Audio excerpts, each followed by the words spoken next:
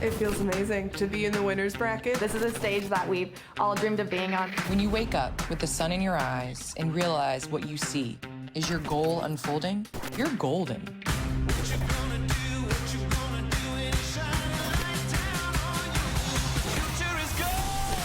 When your energy is giving dominance, confidence, control, no desperation, just hunger.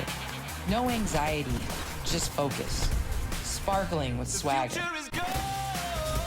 This was a shot. She kisses it goodbye. All eyes are on you because it's hard to look away from what shines. Time to take the stage and shimmer. The future is golden.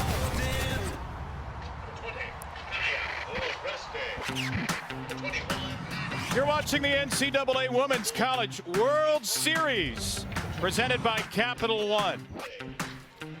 Day 3 of the World Series and one game in the books. The Oklahoma Sooners, the defending back-to-back national champs, with a win as we get set for Florida State and Washington to try to match this. Good luck doing it. Tiare Jennings, 3-run home run, leading Oklahoma to consecutive win number 50, and they're 1-1 away from a return to the championship series. The winner of this game will get tomorrow off, move on to Monday night. The loser of this game has to deal with Stanford tomorrow afternoon. Oklahoma State, Tennessee waiting tomorrow night as well. Welcome back to Oklahoma City. Kevin Brown, two-time All-American, Amanda Scarborough. The first time these teams have met on this field since the 2018 championship series. That was won by Florida State in 2 games, and it is a Seminoles team that looks like they're a national title contender once again. Yeah, and I feel like whenever they get here to Oklahoma City, their offense always steps up. They are a prepared offense. They always have a game plan and an approach, and usually that approach, their offense is led with power and a little bit of speed. Of course, Michaela Edenfield right in the middle of their lineup. She has the home run power, but this team also has 120 doubles. Kaylee Mudge is at the top of their order, hitting with a little bit of power here too, but the speed is what always stands out to me. Taking extra bases, squeezing, so aggressive on the base pass, puts a lot of pressure on an opposing defense. They lead the nation in doubles with that 120 number. 6 players with double-digit doubles for Florida State. 5 players with a dozen or more steals. And oh, by the way, they can pitch it. A very deep staff. Surprisingly today, the freshman McKenna Reed will get the start, but she's having a brilliant season, though mostly in relief. Washington, meanwhile, a team that had to fight for their lives just to get out of regionals, a crazy rally against McNeese. They win in supers.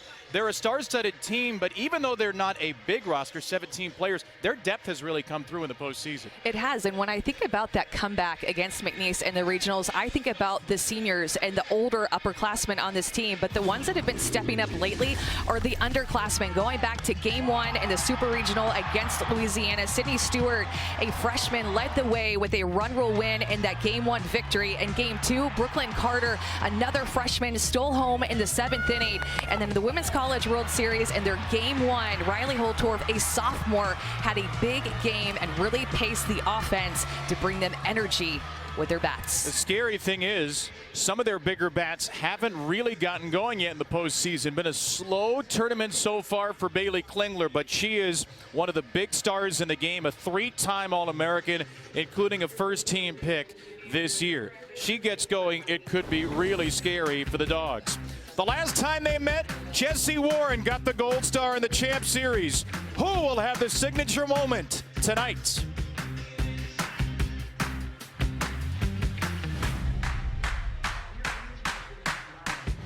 Confidence, control, no desperation, just hunger.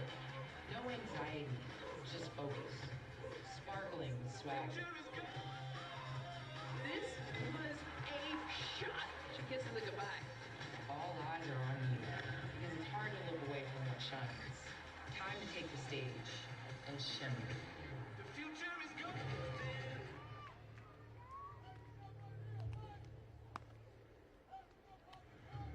What now? How? Yesterday, Suitcase. she left a suit.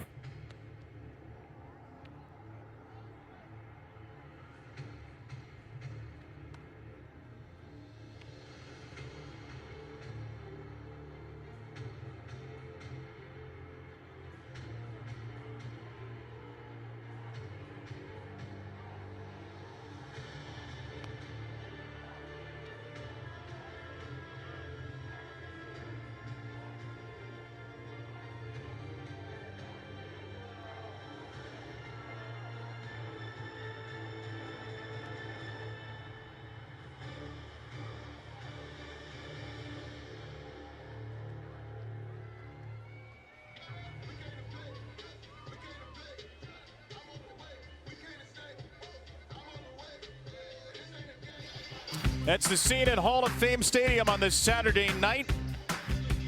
Game 2 of our doubleheader featuring the Washington Huskies, the 7th seed in the nation. Starting lineup presented by Capital One.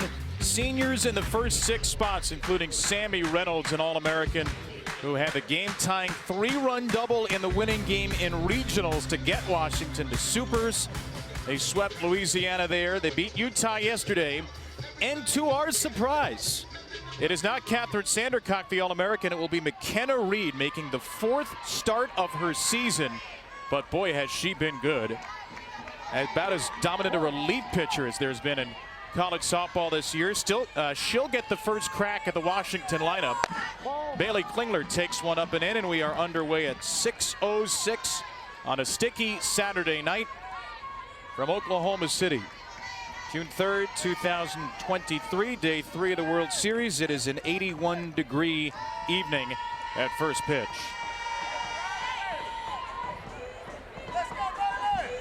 That's up and in from McKenna Reed. Gets the settle down look from Michaela Edenfield.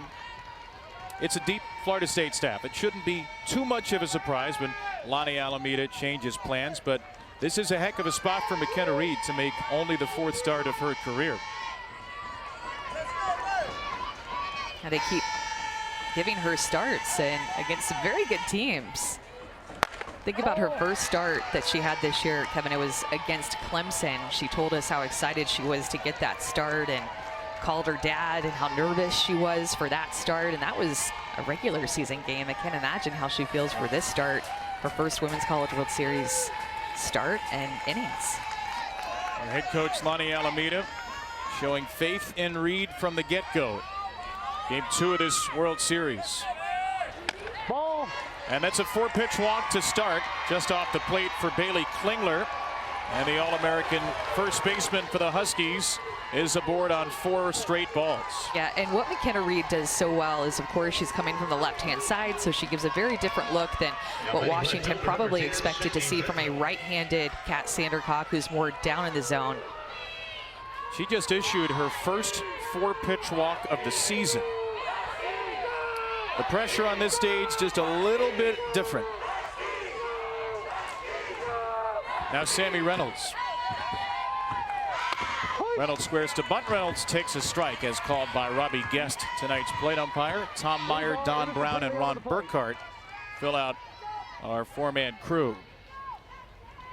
From Snohomish, Washington, Sammy Reynolds.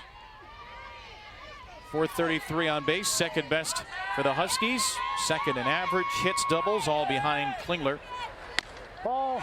So they put their top 2 hitters right at the beginning of the lineup. Washington, 2 of the 5th-year seniors.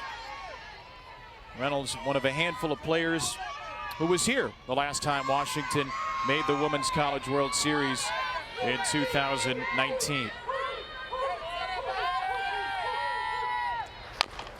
That's foul. And going up against McKenna Reed, we've yet to talk about what she really throws, but she just has an incredible rise ball. Lots of upspin. She likes to live more up in the zone.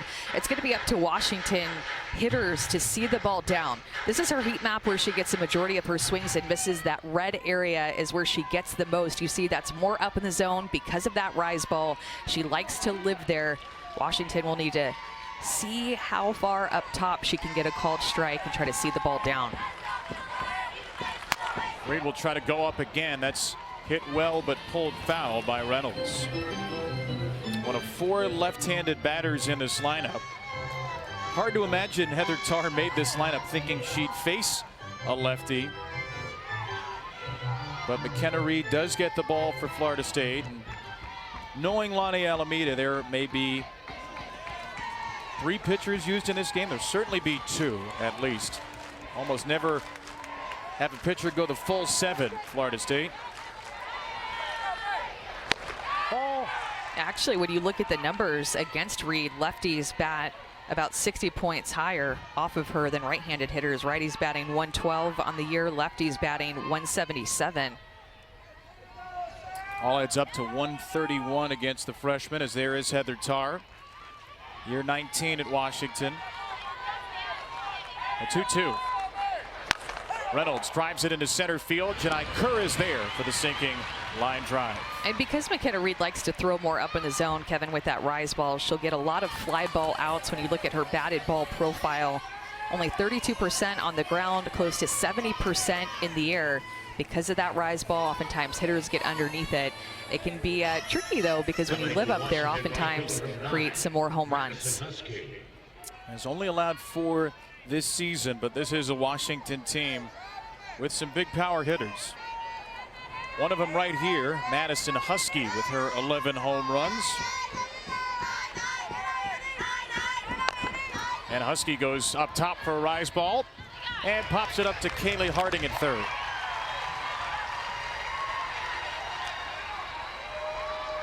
It's been fun to watch this freshman for Florida State this year, and really how Lonnie Alameda has utilized her entire pitching staff. I'm sure if you're a softball fan, you know about the All-American and Kat Sandercock, and she is still their ace. But watching Lonnie Alameda just really start to master using an entire pitching staff. They've used 7 different pitchers this year. Reed, the freshman, getting this start, being a big part of that. Jadlyn Alchin now, another lefty to take a high strike one. Alchin making only her 25th start of the season, but she's come on. Her slugging percentage of .616 is the second best on the roster, and she's hit a couple of home runs in this NCAA tournament. 0-2. McKenna Reed, too, just so good with 2 strikes this year. Opponents hitting about .060 off of her.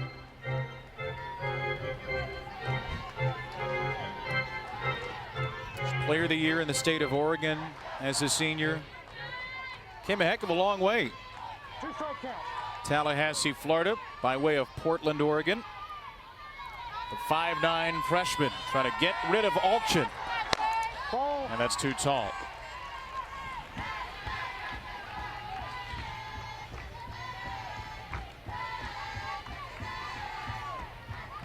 Six straight seniors to begin the starting lineup for Heather Tarr's Huskies, who went 44-13, finished second in the Pac-12 at 16-8. 4th World Series trip in the last 6 tournaments. Alchin into short right field, and the diving play by Waycaser is made. Hallie Waycaser all out to grab it before it could land on the green grass. Yeah, both Waycaser and Flaherty, the second baseman for Florida State, going so hard for this ball. They did not want it to fall. All-out extension for the right fielder. They needed that out with the runner on.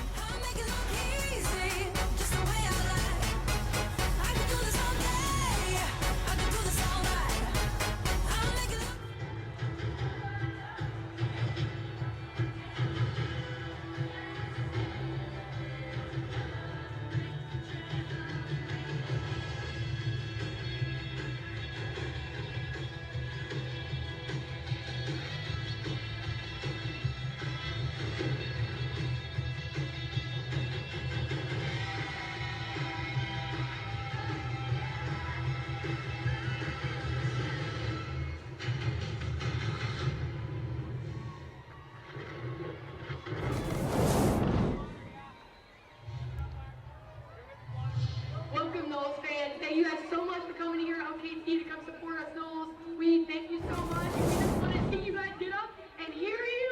Let's go! Hey, Knowles fans, I'm Autumn Belvine, number 14. Thank you for coming to OKC, and let's go Knowles! Hi, fans. This is Allison Royalty. Welcome to Oklahoma City. Go Knowles.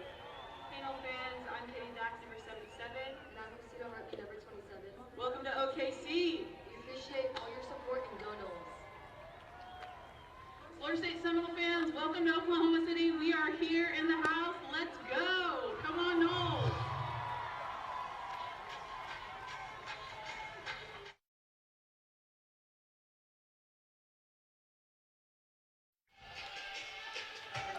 Welcome back to USA Softball Hall of Fame Stadium as we get ready to see the Florida State Seminoles swing the bats. Their starting lineup is presented by Capital One, and it is highlighted by Michaela Edenfield, whose opening round home run may still be in orbit. The power pack catcher hitting cleanup for this Florida State lineup, featuring 4 seniors, a whole bunch of sophomores as well. 4 seniors, 4 sophomores, and a junior, Kaylee Harding. Mix of youth and experience for a Florida State team that will face Ruby Malin, and that means it's a freshman versus a freshman in the circle today.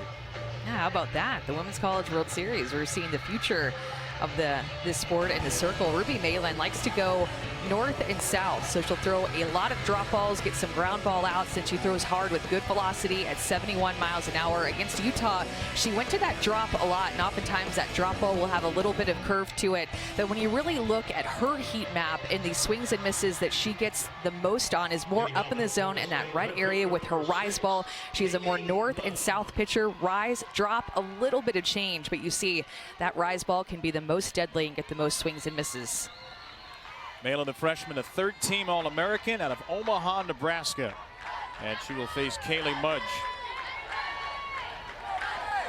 Ball. World Series superstar Kaylee Mudge, who on Thursday night had a couple of hits, including a home run. 2 years ago, led Florida State to Game 3 of the Champ Series with a World Series record 14 hits. Mudge, Kerr, and Harding against Malin to start. Ball. At a 2-0 count, a little bit down and out, according to Robbie Guest. Seen a little more power for Kaylee this season. 17 doubles, 3 triples, so 25 extra base hits for Mudge.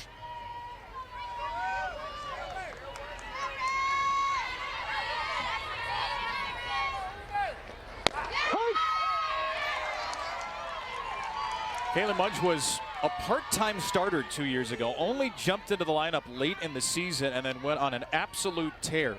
14 out of 28 in that World Series. Florida State would win Game 1 of the Champ Series but lose in 3 to Oklahoma. A miraculous run as the 10 seed all the way to the final. That bunt here is a fair ball and Mudge is thrown out. The catcher Sydney Stewart makes the play for UW.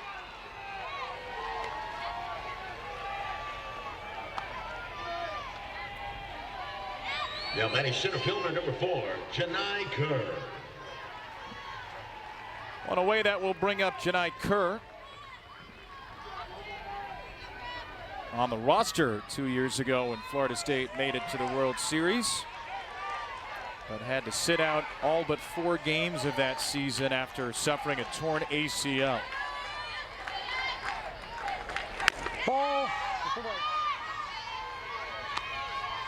And then, of course, that we all went through COVID before that. So it was a tough couple of years for Kerr to start off her Florida State career. But when we did get a chance to see her play early on before that torn ACL, she had so much pop on that left-hand side. I love to watch her play. Some speed, power, such a beautiful mix. Ball. Confirmed.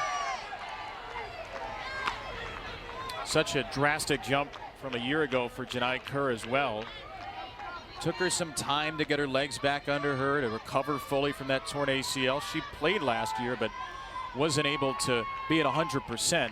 Average this year has jumped 100 points. The OPS has risen 251 points. 2-1. Behind on that hitter's count right there. Ruby Malin throws with good velocity. 71, 70 miles an hour. I mean, we saw Carlin Pickens earlier today hitting 75, 76 against OU. Same with Nyjah Kennedy whenever she faced Oklahoma.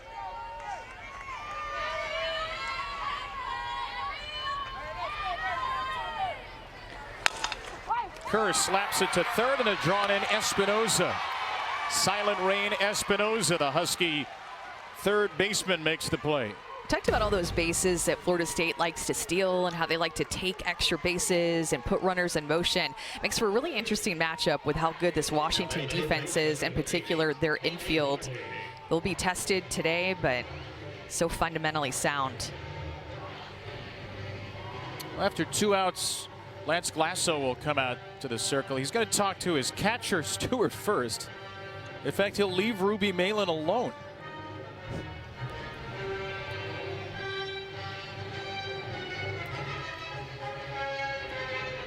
What do you think this is about after 8 pitches? I think he's talking to her about some of these drop balls that Ruby is throwing and how they're not getting called for a strike. I have a feeling that that's what that conversation was about. So freshman battery that we have here for Washington, and maybe giving her a few little cues to help get a few more of those pitches called strikes. When's the last time you saw the pitching coach make a visit and not speak to the pitcher?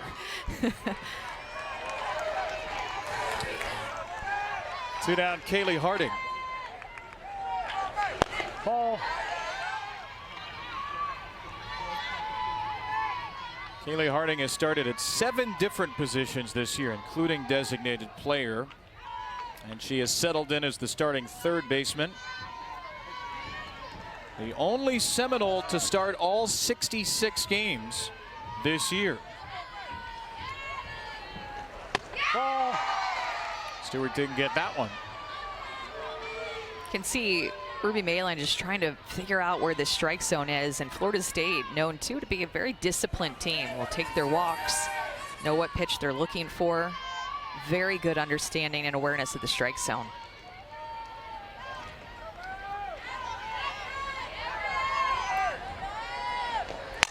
Harding off the glove of the shortstop Holdorf and into left field.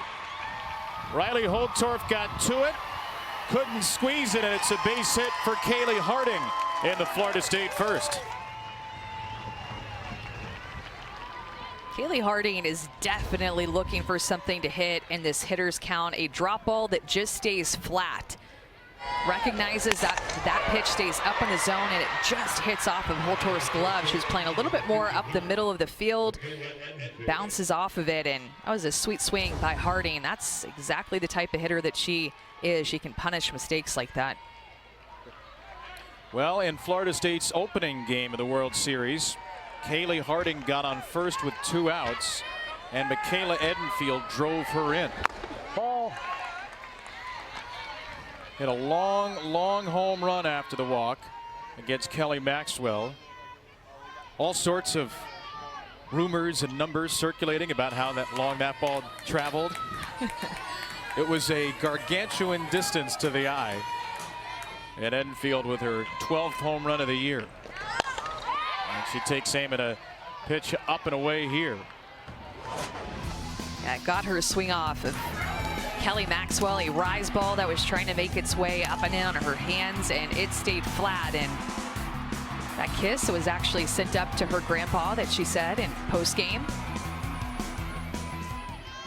Grandfather Roy, who passed away a couple of years ago before she left for college, said he was her biggest fan.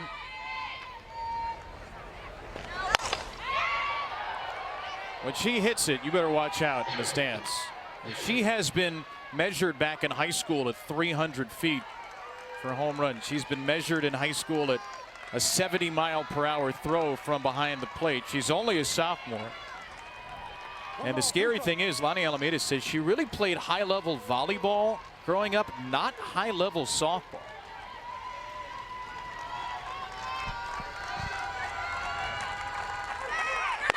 Edenfield takes a called third strike, and the inning is over. Never mind the throw down.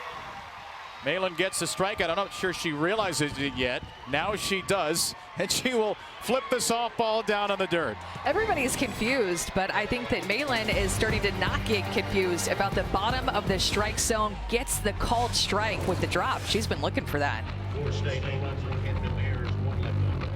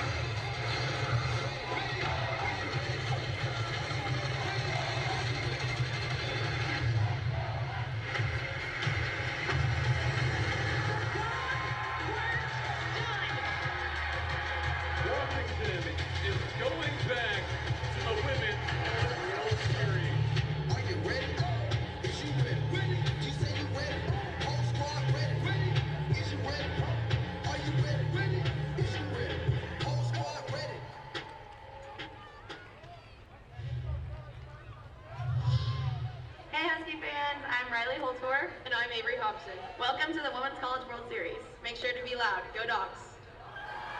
Hi, it's Sid. Welcome to the Women's College World Series. To the World Series for the first time since 2019. This team is playing for something bigger than themselves this year. For more on that story, here's Courtney Lyle.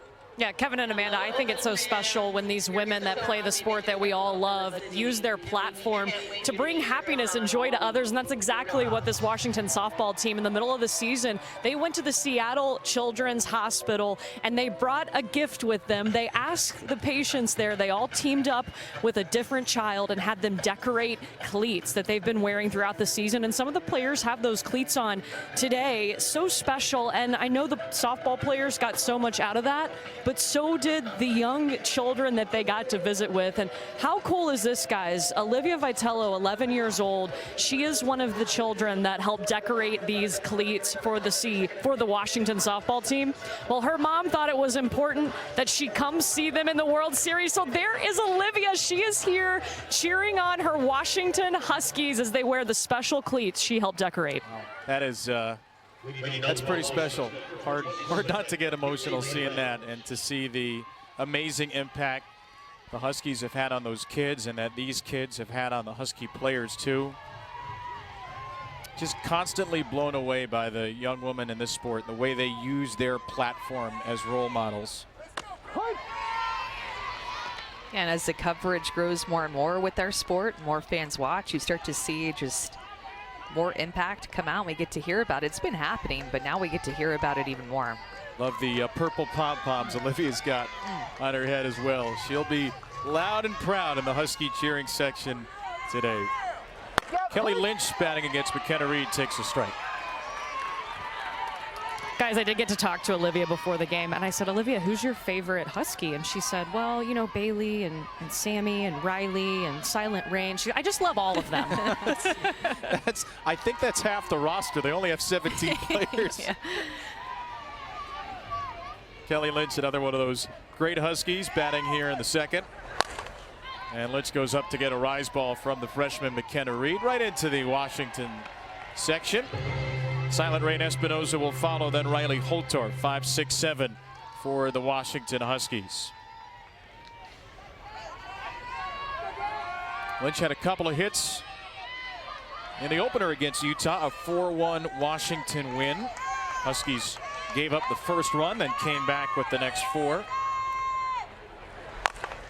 And Lynch drives this one into shallow left center field. Janai Kerr puts her away.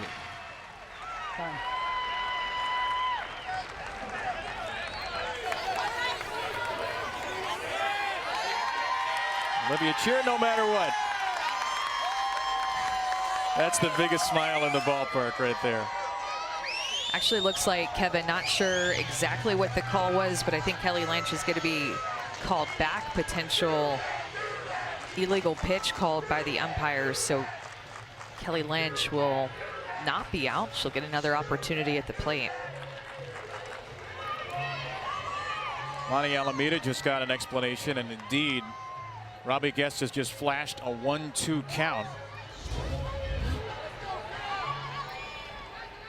You can see if possibly she steps out of the pitching lane. Only thing I can think of right now. Christy Cornwell, our rules analyst, is here. Christy, what'd you see there? Yeah, what we have here is she's resetting her stride foot. That's her back right foot. Once she sets that foot down, she can't move it. You can see that little slight movement to her left. That's the illegal pitch.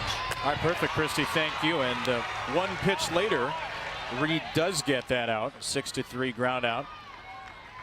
Yeah, so sometimes pitchers will like to kind of slide that step forward. It can be a bit of a bad habit that they get into from pitching indoors. I see it mainly for when pitchers pitch indoors. They like to slide that foot forward to get a better push off, and sometimes it ends up playing a part whenever they come out into the game. But Reed does well to work around it. Ball. And throws ball 1 to Silent Rain Espinoza.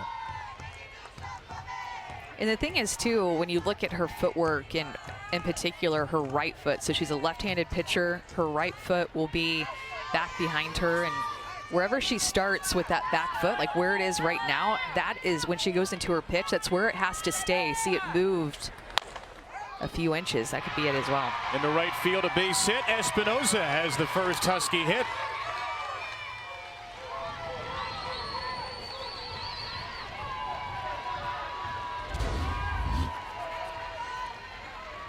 Goes up and gets this rise ball, and you can tell that's their approach at the plate, is just try to stay on top of that pitch. And of course, Olivia loves seeing that first Husky hit. Just willing that ball to get down. Dogs ain't done. Lonnie Alameda's out to the circle. Let's see. Yep, that's going to be all for McKenna Reed. And here comes Kat Sandercock. So this is the Florida State way. They use an opener here in Reed for 6 batters, and now turn to the All-American Sandercock. We've got the win for Florida State Thursday night. She is in the game. We'll give you the Sandercock lowdown when we return.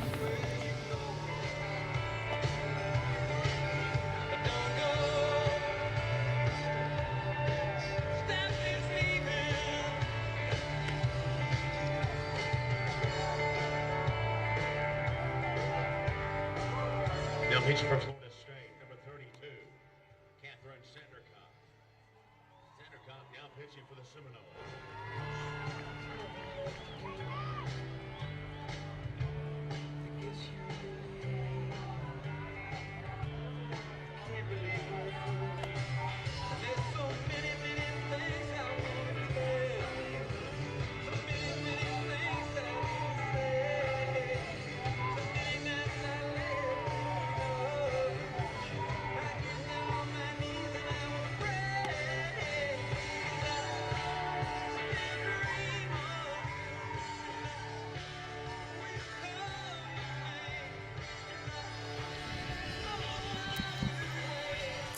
Well, McKenna Reed is out of the game after facing 6 batters.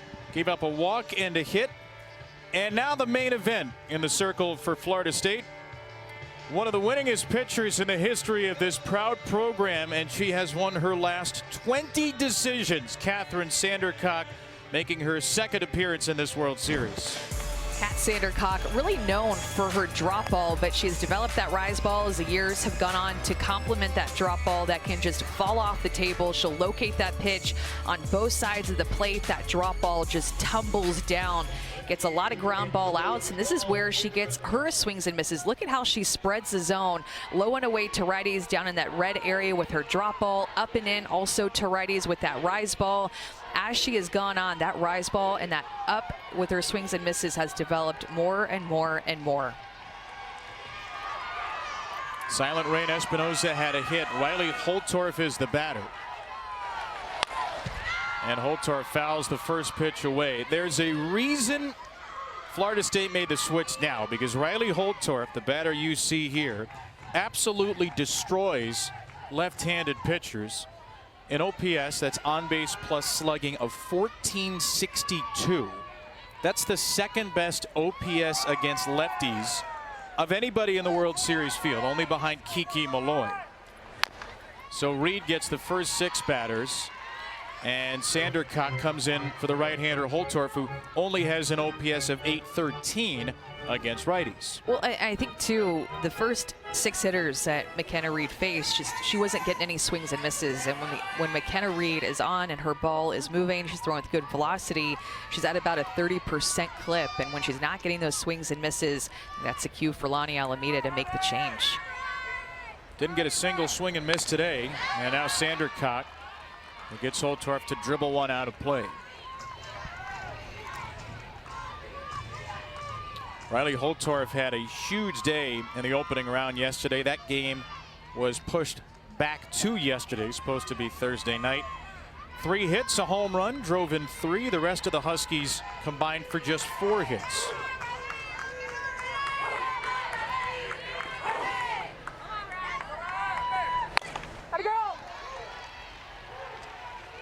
Holtorf just seems like she's getting hot at the right time.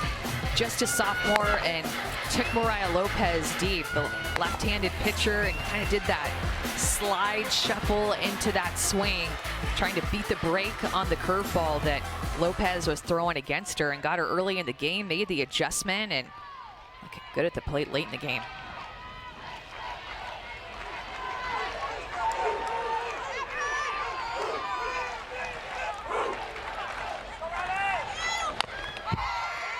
You're going to see a lot of that against Kat Sandercock.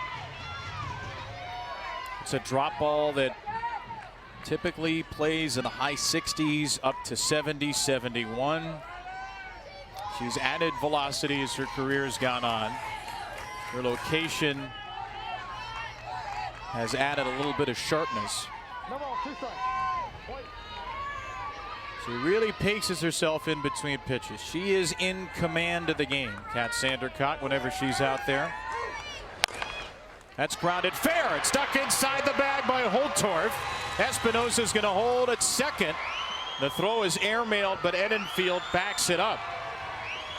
So Riley Holtorf is able to keep a drop ball fair, and the Huskies have back-to-back hits. Yeah, Riley Holtorf is just battling at the plate in all of her at-bats here in Oklahoma City, and gets a drop ball that just stays out more over the plate. That just was not on a corner, and she hit the top of it and was able to sneak it past Kaylee Harding. Holtorf, though, protecting with 2 strikes, making the most of it, fouling off a few pitches to get there. How about a 4-for-4 start to the World Series for Holtorf?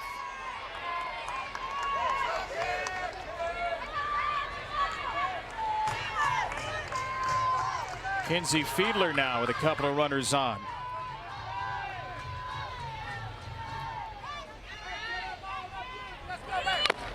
And Fiedler with a first pitch foul tip. Just her second start in this NCAA tournament, Fiedler. She's played in 5 games. She's 0 for 5 with a strikeout. Average and on base percentage are up from a year ago, though. .408 on base. And does have some sneaky pop. Fiedler drives it on the ground to Mac Leonard at first, who gets the out there. Espinosa to third, Holtorf to second, 2 down in the inning. I mean, Mac Leonard did everything she could to knock that ball down. Good reactions. That ball was absolutely smoked and would have scored a run for Washington, but instead, FSU gets an out. Catcher number 24, Sydney Stewart.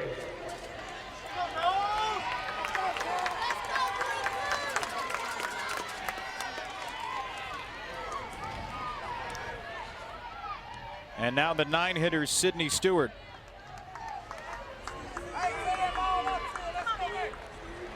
Stewart, first pitch swinging and not close. You better get Sid Stewart out if you're Kat Sandercock, because there's an All-American waiting. Bailey Klingler, who has an on-base percentage nearing .490. Stewart's on base, though, .417. She set the table well at the bottom of the order.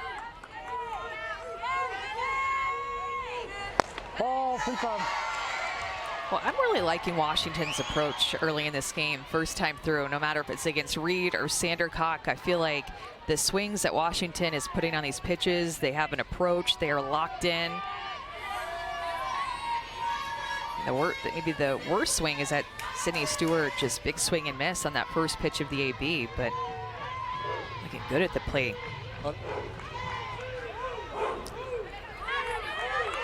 It's their first swing and miss of the game, that one from Stewart.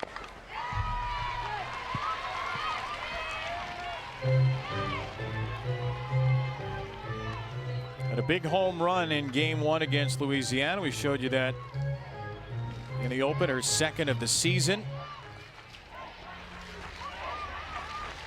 The only freshman in the batting order, working with a freshman pitcher in Malin. Try to take on Kat Sandercock. Senior with a record of 106-11. Ball. 2-2.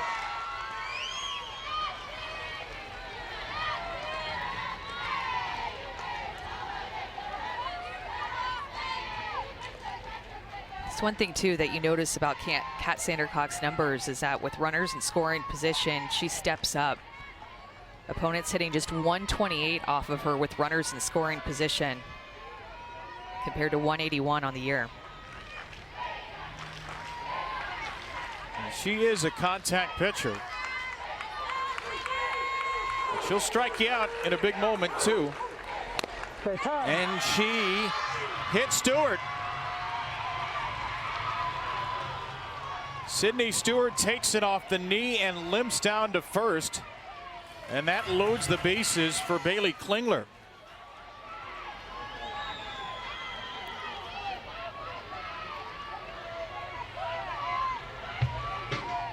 Stewart trying to walk it off with Kyle Novak, the first base coach, after this. Yeah, this ends up getting right inside of her back knee. It hurts. Remember, she's a catcher, so she's pretty tough. Yeah. That's the ultimate take one for the team right there. Yeah. Well, you wanted an All-American battle. And you got it, folks. Klingler and Sandercock with the bases juiced. Klingler first pitch swinging right at Waycaser. Oh, man. What a chance for the Huskies, who strand them all. The NCAA Women's College World Series is presented by Capital One. What's in your wallet?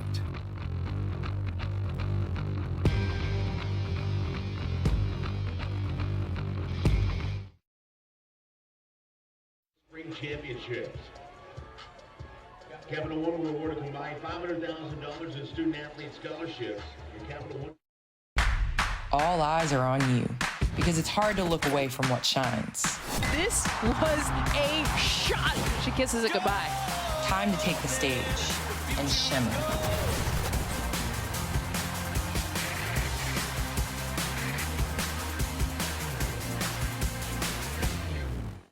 Allowed to bring in one factory-sold bottle of water up to 24 ounces. Be sure to stay hydrated.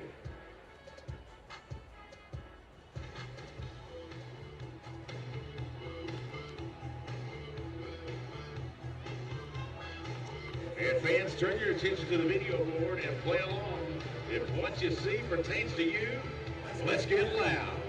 All right, here we go. Let's hear you, fans. Kids. Students. Alumni. Left-handed. Right-handed.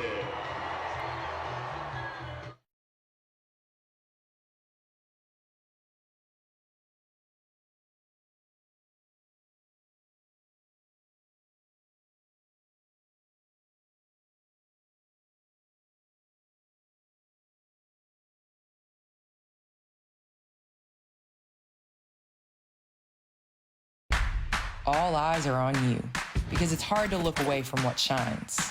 This was a shot. She kisses it goodbye. Time to take the stage and shimmer.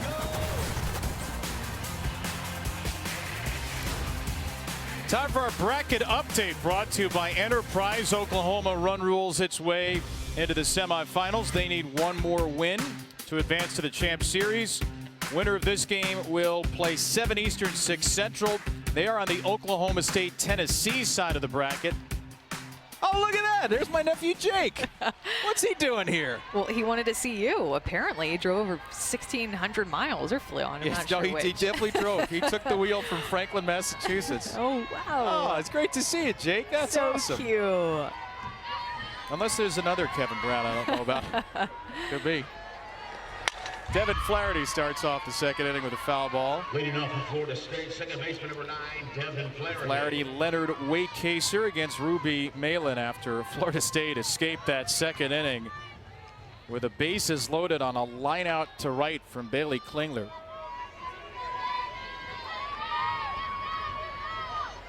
Some good at-bats for the Huskies early, nothing to show for it. And now the very experienced Devin Flaherty, part of Florida State's run to the Champ Series in 2021. He's had a really good year. 327 average. That was 362 in ACC play. Got on base about 45% of the time in conference.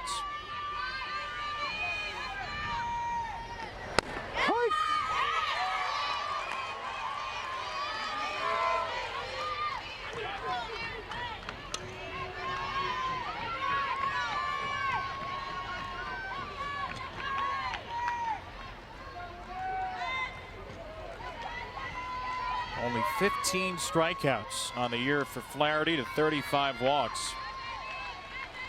She's a tough nut for a pitcher to crack. And she stays alive there. How much does Florida State's experience matter, given they missed the World Series a year ago but made it to the Champ Series 2 years ago? I think it matters greatly. Any experience that you have here, especially the run that they made a couple of years ago, is going to help your team feel more comfortable, confident, more at home on this field.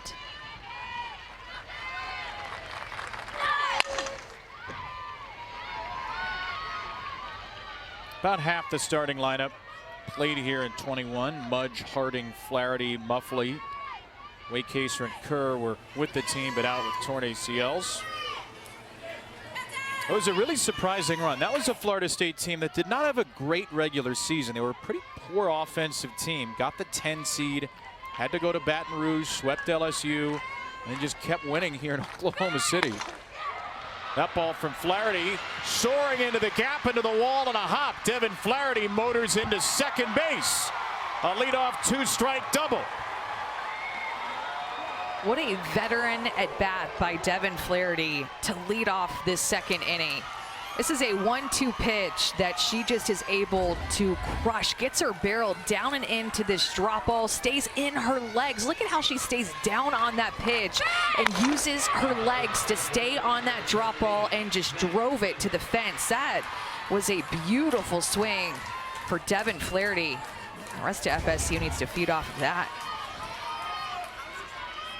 Florida State with a double in all but 7 games this year. They lead the nation now with a $121. Mac Leonard. Ball.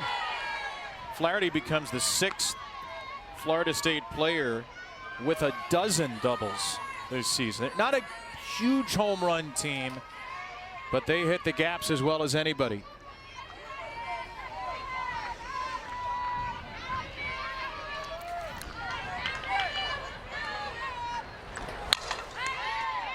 Kevin, you mentioned their experience at the Women's College World Series just a couple of years ago, but it does seem like when Florida State makes it here to Oklahoma City, they stick around for a while. In the last few years, it's been not here, here, not here, here. They missed out in 19. They missed out in 22. Of course, in 18, they won it all. In 21, they went to the Champ Series. So don't let Florida State get to this field is the message. Yeah, people have definitely noticed that on-off pattern that they seem to have.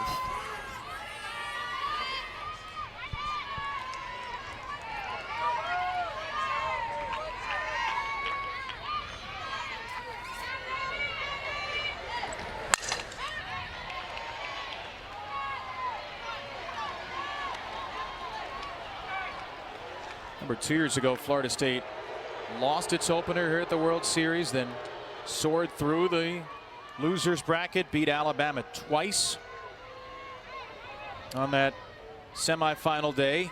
Took a 1-0 lead in the Champ Series against Oklahoma before losing a hard-fought Game 2, and then the Sooners pulled away in Game 3. Leonard flips her bat. That one squeezes between the legs of Espinoza, and Leonard is safe at first as Flaherty holds at second, and the Noles have 2 on. Talked about Washington's defense earlier in this game and just how they have one of the best fielding percentages in the country. And this is a pitch, it's well off the plate, and Mac Leonard just kind of gets a barrel to it, hits it more off the end of the bat, and it caused it to have a little spin. I think Silent Rain Espinosa got ahead of herself a bit, but that will go down and should go down as an error. It's only their 28th of the season, Washington, and now 58 games.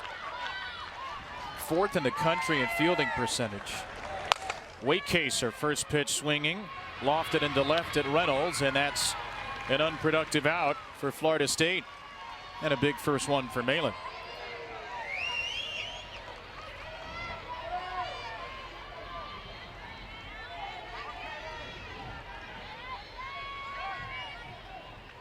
Now batting for Florida State, number 77, Katie Dack.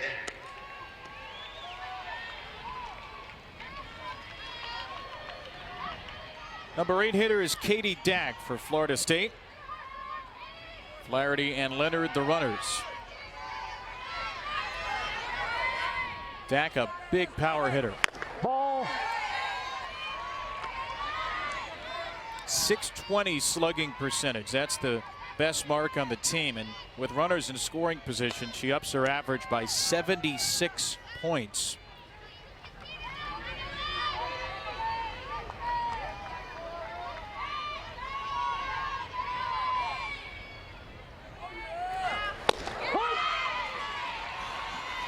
Guys, Katie Dack is a transfer from Texas A&M, and Lonnie Alameda told us she had to drink from a fire hose jumping into this Florida State program because she wasn't able to join the team until January. But you know what? She stepped up big time. You mentioned her power numbers, Kevin.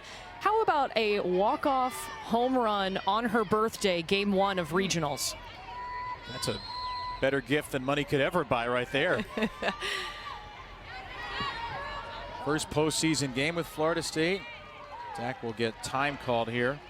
And they had actually recruited her before too, so Lonnie Alameda and the coaching staff already had a relationship with her before she decided to transfer.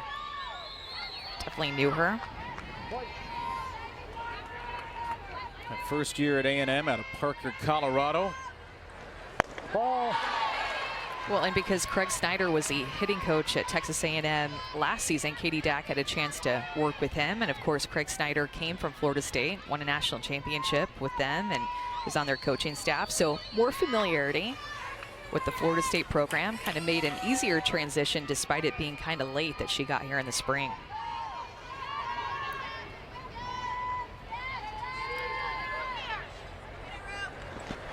Ball. Had an opportunity to follow Craig Snyder because he ended up going to Texas Tech, taking over the head coaching job there. And it was really between Florida State and Texas Tech for her, but said Florida State was her dream school.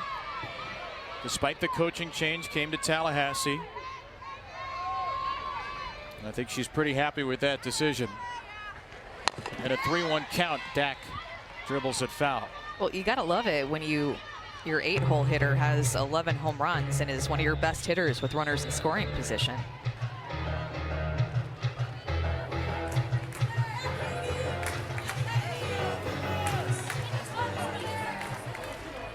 Flaherty's double started it off. Leonard reached on an error after that. Wakecaser fly out, and now Dack.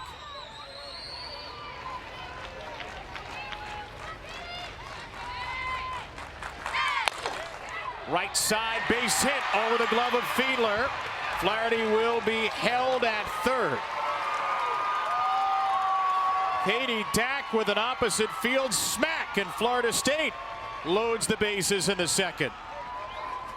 Another good at bat from Katie Dack with a runner in scoring position, and Katie Dack was able to stay down on this drop ball, let it get deep, and send it the opposite way. Devin Flaherty had to hold up. Remember, this is a very aggressive Florida State offense, whenever they run the bases, they like to take 2 on a hit like that because there's less than 2 outs. She had to hold up to just see if it was going to get caught in the air. So Washington kind of lucked out there because there's just 1 out. She's not running on the hit.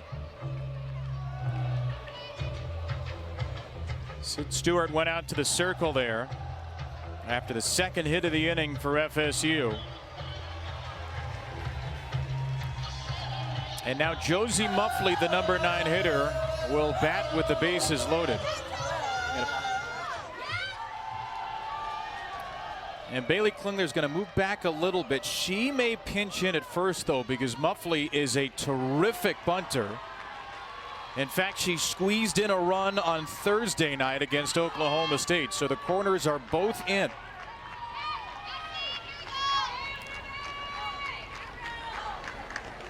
And Muffley not showing bunt on ball 1.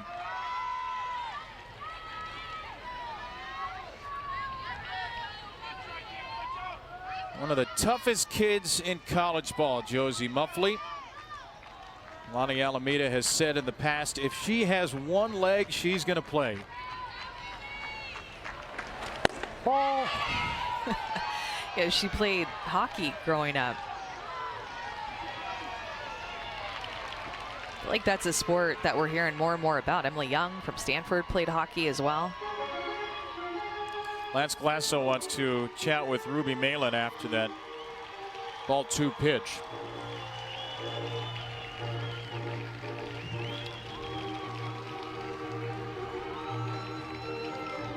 "20 pitches in the inning for Malin, who did start the game for Washington yesterday, but did not finish it. Lindsay Lopez would come in to throw the final few innings. You can see here too how tall Sydney Stewart is, the catcher for Washington. She's 6'1". Ruby Malin is also tall. And with Ruby Malin trying to throw that drop ball a lot, Sydney Stewart, who is a taller catcher, trying to get down below that pitch, get some strikes. Heather Tarr does look like too. She's taken a moment with the home plate umpire.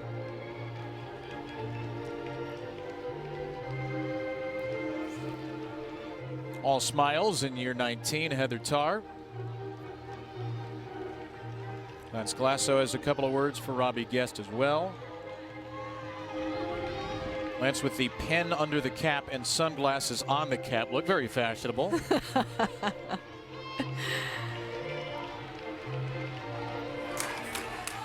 been with Heather Tarr for 13 seasons now as pitching coach. This is a terrific, detail-oriented staff. It's a great word for them. Muffley, ground ball, sneaks through, base hit. 1 run in, only 1 run. Leonard stopped at third, but Flaherty's in to score. Josie Muffley, the former hockey player, slaps one on the dirt, gives FSU the lead in the second.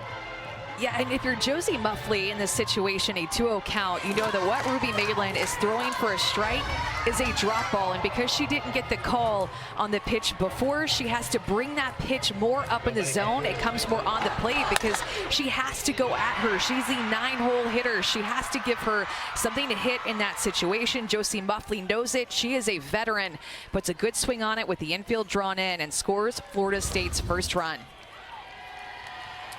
And Washington's going to make a pitching change here. In the second inning, it will be Lindsay Lopez after Ruby Malin collects just 4 outs. So both teams see their starters go 1 and a third. And Lindsay Lopez will come in to face Kaylee Mudge in a bases loaded 1-out situation. Now pitching for Washington, number 18, Lindsay Lopez. Well, we saw Lindsay Lopez. She was awesome against Utah yesterday. It's been terrific in the NCAA tournament. 2 earned runs, 20 2/3 in total.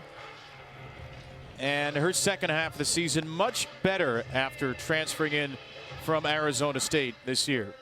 Yeah, she's looked really good in the circle as of late, using a lot of spin. Definitely a different look than what Ruby Malin just gave Lindsay Lopez, more of a spinner in the circle and coming from the left-hand side. And likely to change speeds in any count, has a very good changeup where she'll work down in the zone and mix it in with her curveball and her rise ball.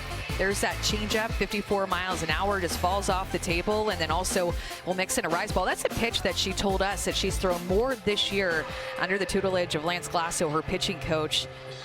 Worked with Tricia Ford last season at Arizona State. You see actually that rise ball, a pitch that she gets majority of her swings and misses on, more up in the zone. Curveball, rise ball, changeup combination that she'll mix in. 3 2/3 yesterday, 1 hit, 1 walk, struck out 2, and only threw 52 pitches. A little bit better than a 2-to-1 strike to ball ratio in there. The Noles are hopping and looking for a crooked number as Kaylee Mudge takes one high.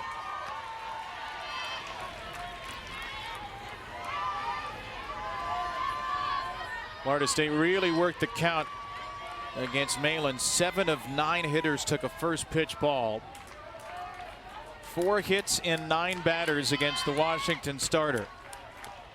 And now a 2-0 for Mudge.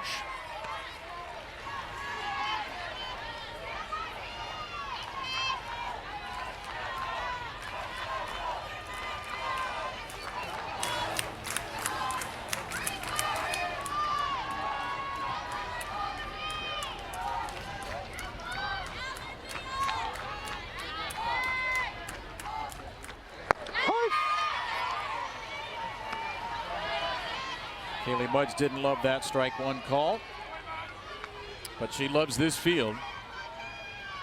8 of the last 9 World Series games with a hit. Sammy Reynolds is pretty deep in left for Kaylee Mudge and her ability to hit it the other way. Now, to be fair, Kaylee Mudge did hit a ball pretty deep to left field Thursday night. 5 home runs on the season for Kaylee Mudge, and opposite field power late into the night after some delays against Oklahoma State.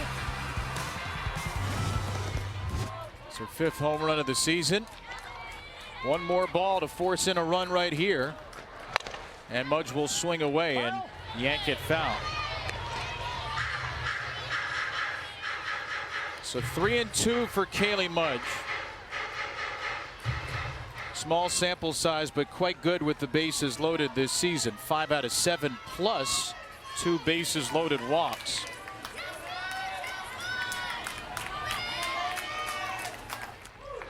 And Mudge will elevate one to center field.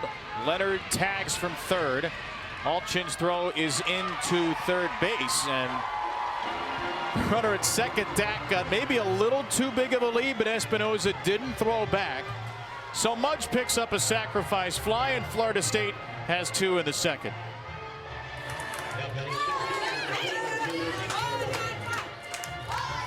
It's a Florida State offense that really enjoys situational hitting. They're very good at advancing runners, and sacrifice fly there by Kaylee Mudge just to get a little lift on the ball to the outfield deep enough to score another run.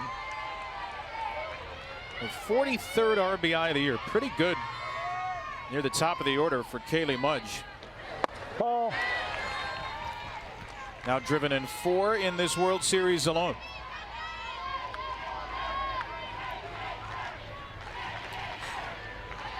Tonight, Kerr looking to kickstart her NCAA tournament.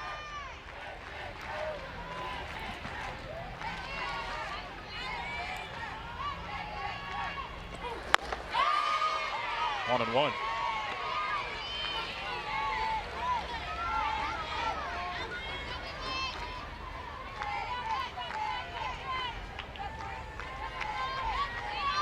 Only 3 runs allowed in the last 23 innings for Washington.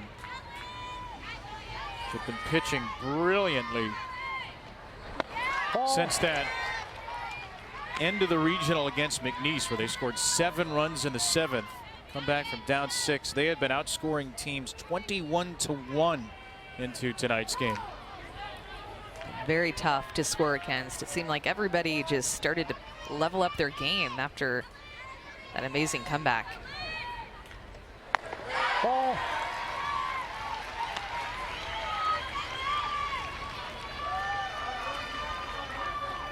Sid Stewart has made a lot of visits to her pitchers so far. Before that 7th inning, and this was the regional final against McNeese, Washington had already lost to McNeese on Sunday. They trailed 6-0 going into the 7th. It was done. Season was over. And then it wasn't. Quite quickly, 7 runs, most of them with 2 outs. Hit .346 and pitched lockdown ball since.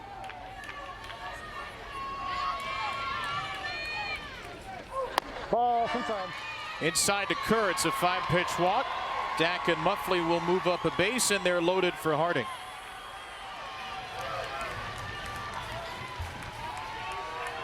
Again, just trying to figure out this strike zone. You see a little smile from Lindsay Lopez, and in fairness to Florida State, they've done a really good job of taking close pitches, not chasing out of the zone, and Washington's going to need to do the same thing against Kat Sandercock.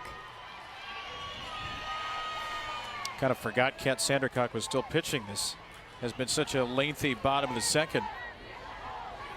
Remember, Washington loaded the bases in its half of the 2nd. And now Kaylee Harding takes strike 1, the 8th batter of the inning. Kat Sandercock, 2-0, 10-0, just chilling. Leave her alone, let her do her thing.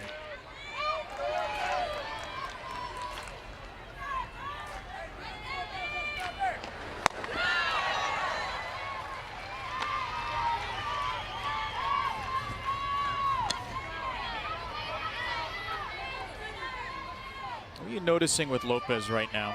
Just trying to find the strike zone is what it seems like to me. Trying to use that rise ball, and Florida State's not biting at it. State being very patient. Ball. Tried to go off speed there.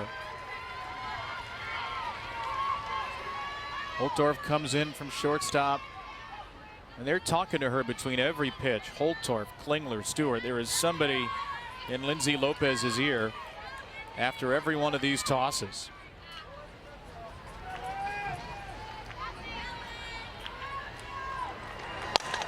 Harding gets her swing off and knocks it out of play. 2-2. Yeah, I think the one thing that both of these teams have in common, actually, there's probably more than just one thing, to be fair, but one of the things that I notice is just how they communicate on defense. Both Washington and Florida State, when you watch them in between pitches, they're constantly talking to each other. They're constantly talking to their pitcher.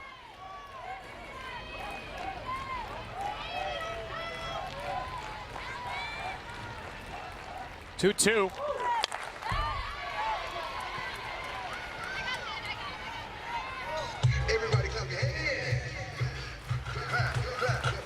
Amanda, I'm wondering, when you're in the circle, what was that communication like? Like, did it make you feel better to hear your defense behind you? How did that pump you up? Was it a factor at all? Yeah, I just like knowing that my defense is going to have my back. That sometimes in the circle can feel really lonely, especially when you're struggling to find the strike zone and be able to throw strikes. And there's the 3rd strike, so Lopez gets her groove back, but Florida State takes the lead. 2 runs in the inning for the Seminoles. 3 hits, a walk, an error, a sac fly. No strangers to this stage. No strangers to the passion it takes to win in OKC. The future is gold. The future is golden. Step into the moment. The Vendor Plaza area along the first base concourse. Again, at the end of the 6th inning tonight, plan to line up in the Vendor Plaza area off the first base concourse. Those interested in running the bases, 12 and under. We're going to take it down to our MC Garrett. Take it away.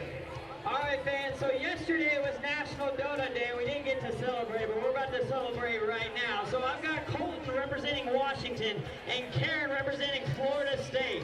So they're going to have 30 seconds on the clock to eat as many donuts as they can. But 1 second real quick, let me borrow your glasses. Can you guys turn your hats around? They cannot use their hands, okay? There's a little twist that we're giving them. So, you guys ready? All right, here we go. On your mark, get set, go. Again, they got 30 seconds to eat as many donuts as they can. You can grab the water with your hands. I will allow that. All right, 23.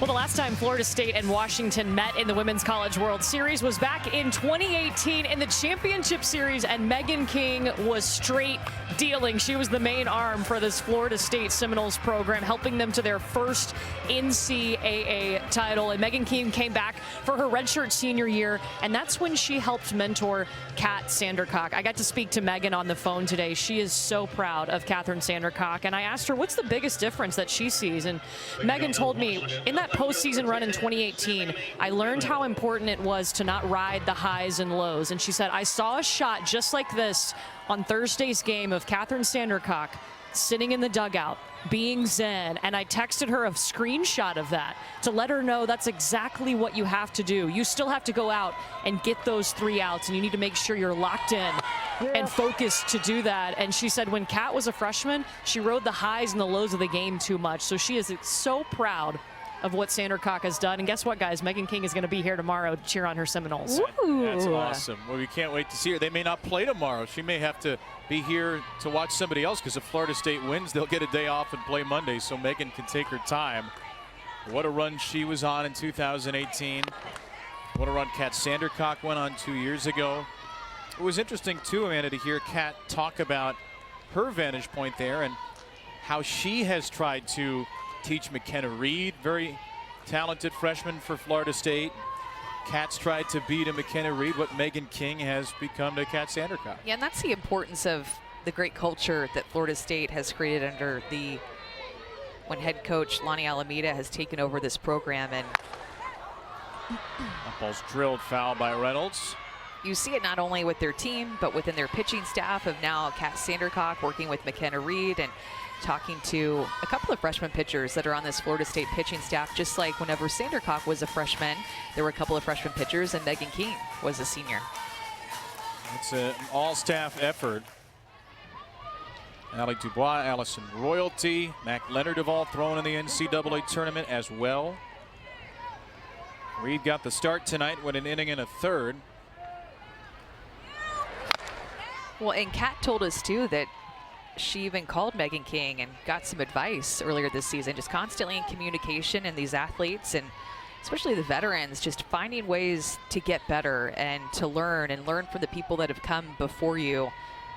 Try to gain knowledge and experience without having ever gone through it, but learn from others' mistakes and what they learned and strengths.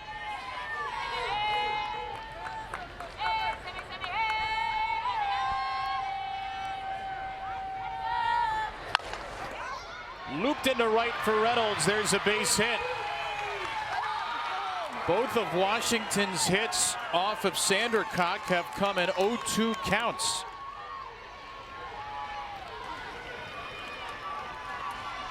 You know, watching Catherine Sandercock, guys, the thing I've seen her where she's been so even keel, what stood out to me most was regionals, game 7. She's throwing a perfect game, and there's a 40-minute rain delay, and she's able to stay mentally locked in and come in and get the full 7-inning perfect game. Yeah, did so on just 59 pitches in a game that was an elimination game for Florida State. They had lost earlier in the day to South Carolina. Is it just me, or is Florida State like a magnet for rain delays in the postseason? I feel like it happens a lot. Well, they do play in Tallahassee, to be fair. Yeah. In their game against Oklahoma State this year and a couple of years ago. Yeah, went deep into the night 2 years ago against Oklahoma State. Remember, they had to win 2 games on Saturday and 2 on Sunday as part of the old format 2 years ago. Madison Husky skies one into left field. Kaylee Mudge is there.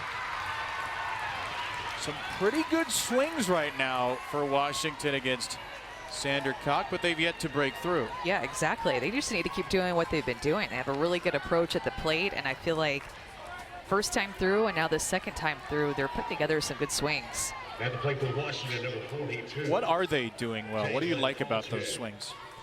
Just seem like they're on time. They're looking for something, whether it's down or more up, like what they saw against Reed, and they're getting their barrel to it. They're on time, swinging at good pitches, too. Jalen Alchin, Washington cleanup hitter with a hard ground ball foul. And you'll see them be very aggressive too. So when you look at Kat Sandercock's numbers, she throws 72% first pitch strike. That is the best in Division I. So you're seeing Washington go up and be very aggressive against her, knowing that they're going to get a pitch to hit early in the count.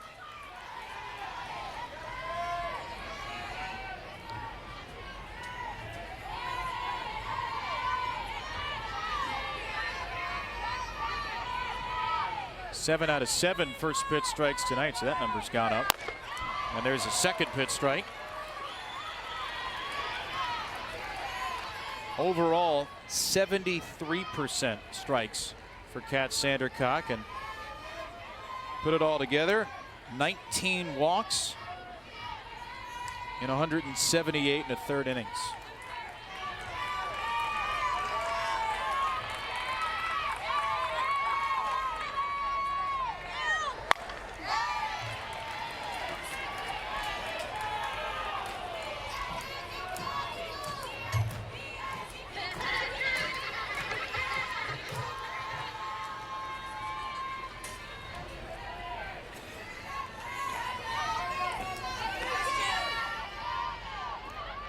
Two strikes on Alchin, the senior from Huntington Beach, California. Part-time starter the last couple of years.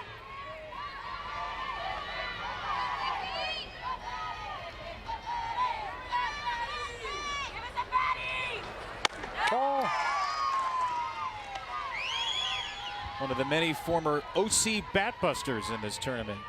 Jalen Alchin, that team out of California, club ball team coached by Mike Stiff. A lot of Oklahoma players, Tennessee players coming out of the OC Batbusters program. Coaches will rave about the advanced approach and teaching they get on that club team.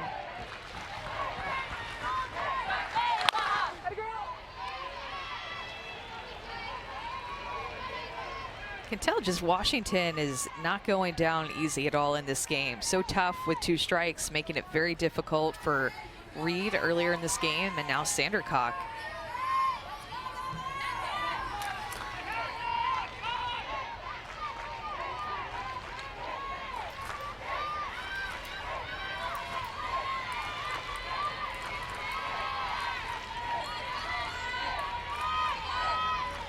Couple of 2-strike fouls for Alchin. Another one.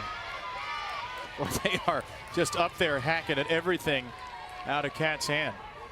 Do you think it's us? I feel like this World Series, we've drawn a lot of 2-strike foul balls going back to the Oklahoma game against Nyjah Kennedy pitching for Stanford, and now tonight. You think it's us? Sell me on it. Why do you think it'll be us? Because it just seems like we're here watching in person, calling the games that it's happening. Well, but maybe it's them. I don't know. There are enough 2-strike foul balls with us here that we should get one in the booth like BMO did earlier. We're still waiting for one.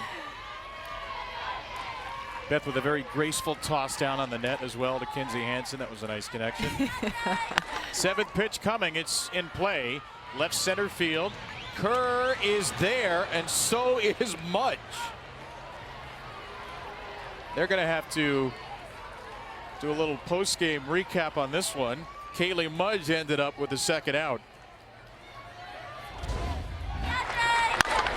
It's a well-struck ball again, and Mudge and Kerr both calling it, going back on it. 2 left-handed fielders out there, and Mudge comes away with it, and Kerr looks up to make sure that it was caught. Of course, center fielder usually has priority in the outfield. They didn't look too perturbed about it. It's almost like they expected they were going to collide. 2 down for Kelly Lynch. Ball.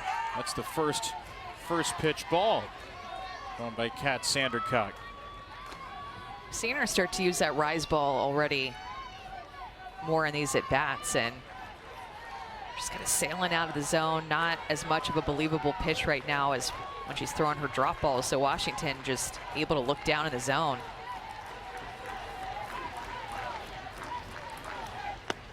She throwing it more than you usually see her throw it this early in a game? Yeah, you know, the more that she's gone on in her career, the more that you start to see her not even have a pattern with it. Be able to throw that rise ball earlier in the games if she needs to, be able to save it until second or third time through. So more known for that drop ball, of course. That is her go-to pitch, but that rise ball has really come along the past couple of years. 2-0 for Lynch here, who grounds one softly to Kaylee Harding, who has a cannon.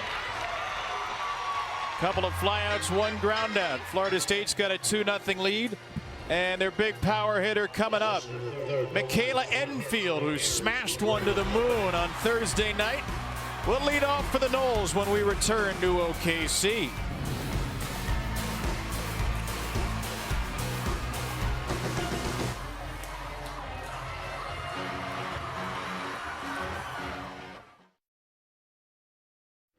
To enter or scan the QR code on the video board.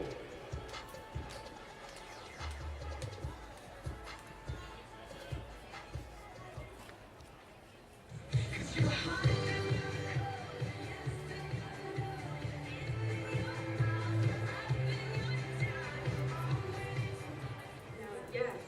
Why? Yes. A hot dog is a sandwich. What? I don't think I like a sandwich. Bun, meat. Bread and meat. It's a bun. It's technically a taco. See? Taco would be more edible. Yeah, it'd be a taco. It's only, but you eat it this way? No. But it's the bun and meat? No. What? I don't know. What is it then? Just a hot dog. I don't think it's a sandwich.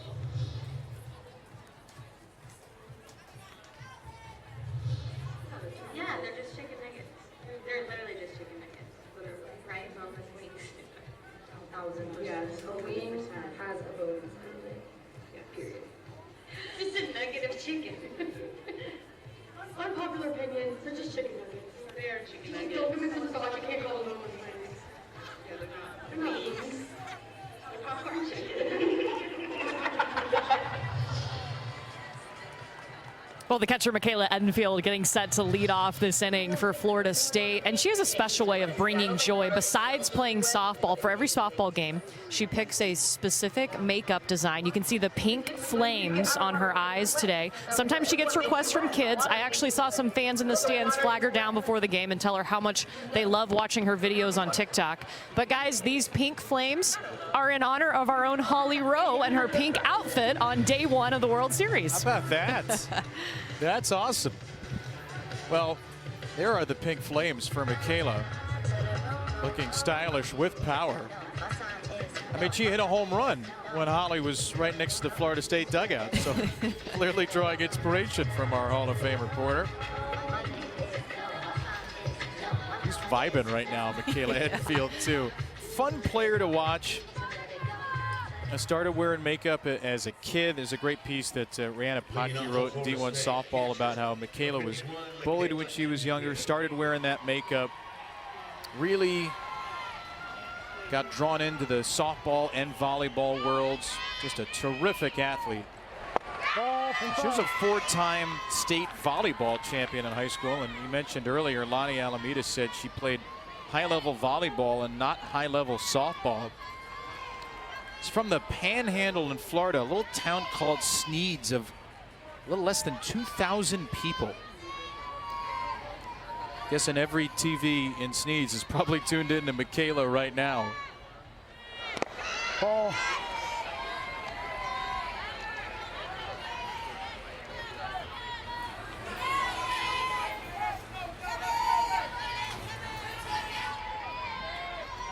Working on Lindsay Lopez here in the third inning for Washington. Got 2 outs in relief in the second.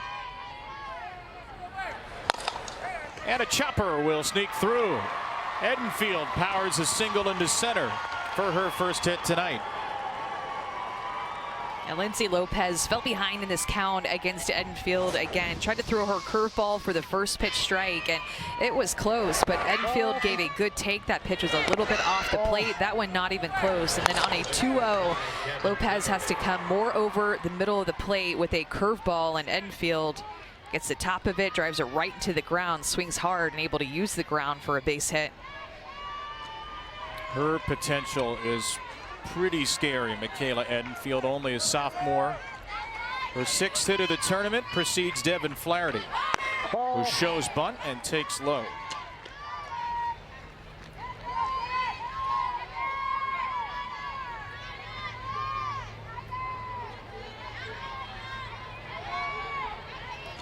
Flaherty started the 2-run second by smashing a double to the wall in right center.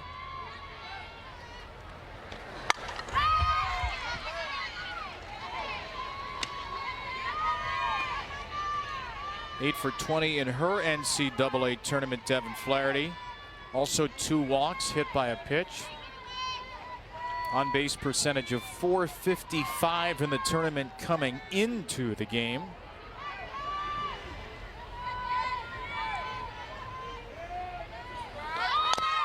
There's a bunt laid down foul.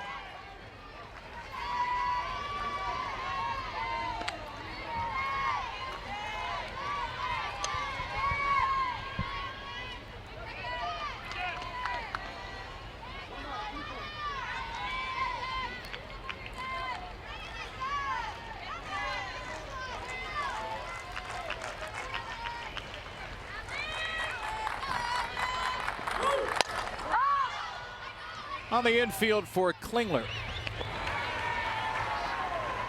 The NCAA Women's College World Series Championship Series begins Wednesday at 8 Eastern on ESPN. For more information and game times, go to ncaa.com. Your home for all 90 NCAA championships. We've been looking for those letters. Yeah, we saw them last year. They're in a different place. Yeah, they're on the concourse. We took some very fashionable poses with them. And I guess they were too fashionable to replicate. It's a nasty changeup right there, a pitch that Lindsay Lopez needs to start finding the rhythm with, start finding the feel. Feels like she finally has an actual mix of pitches late in the year. Throws it again. That's some serious tilt.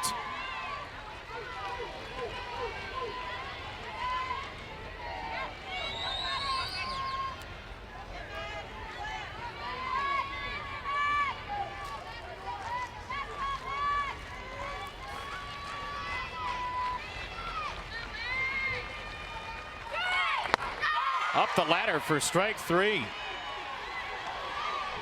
Now went right at Mac Leonard with 2 changeups to start the at-bat, including this one before the strikeout pitch. This back-to-back changeup then set up her rise ball for the strikeout up and out of the zone. But Mac Leonard, lefty-on-lefty matchup, did not see the ball well out of the hand of Lopez, and Lopez gets a K on the rise.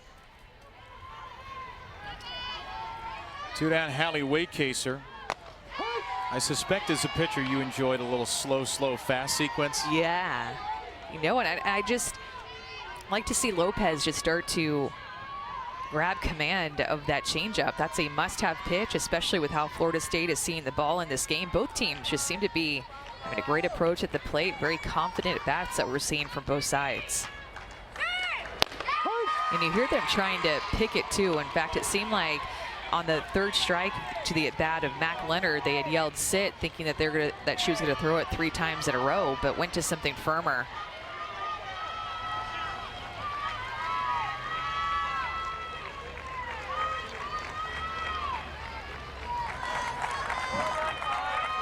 Another 0-2 coming.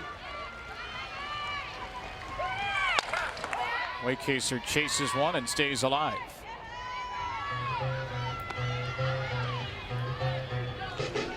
Hallie Waycaser missed her freshman year with a torn ACL, same as her teammate Janai Kerr.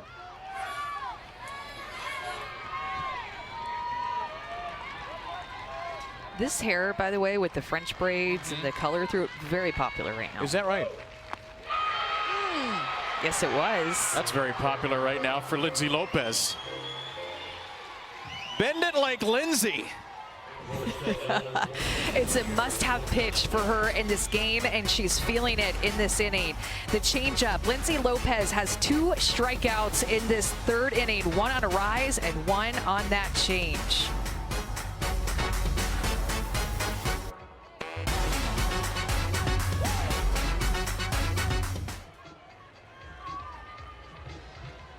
All right, fans, it's time for Buffalo Wings. Sling for your wings. So we've got 2 teams out here. We've got Olivia and Landry, and then we've got Paisley and Bryn. So we've got 2 slingshots that they have to swing t-shirts out to their friends out in the outfield. Whoever catches the most at the end of 60 seconds will be our winners. All right, you guys ready? All right, here we go. On your marks, get set, swing. Here we go. 60 seconds on the clock. Gotta get it in the basket. All right, here we go. 53 seconds remaining. There we go, there's one out. She almost had it. Again, we got Paisley and Bryn and Olivia and Landry. There we go, now we're getting it. All right, 34 seconds remaining. We gotta get at least one. You're about to send that to right field. Here we go. 23 seconds remaining. A little.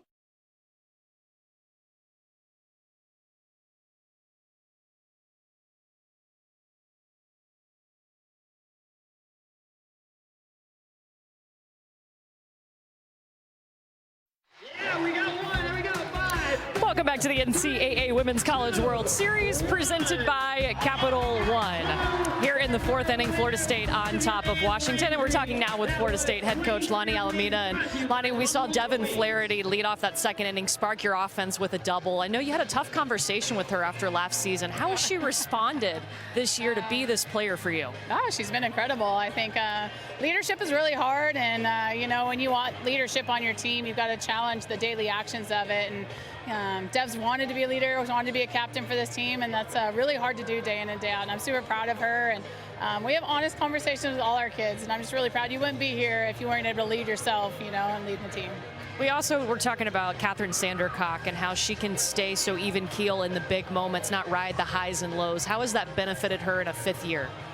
Well, I think, you know, experience in general. Any veteran pitcher or player knows what this feels like being here. But she's really good with her routine. I think she works her breathing routine to keep her calm. She wants these moments. You know, it doesn't scare her. She really wants to be in these moments. So, again, proud as a coach, you know, to see them earn these moments and be able to be successful in them. Thanks, Lonnie. Thank you. And Courtney, I think a big part of why Kat Sandercock has earned these moments is because she's always hunting an edge. She's hunting inches by learning that rise ball, and also came in to Florida State with really good mechanics. This is her back on the left in 2021 at the Women's College World Series, throwing that drop ball. And this is this year, saying drop ball inside to a lefty.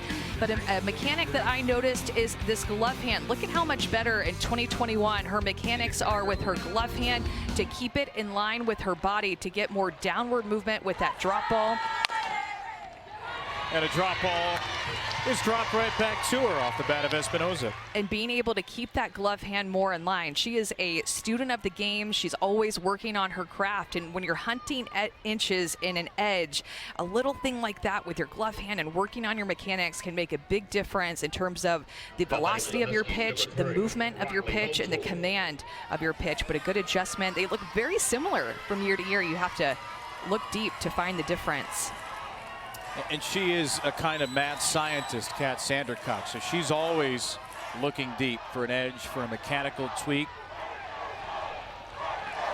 That's up high to Riley Holtorf as she tried to go off speed.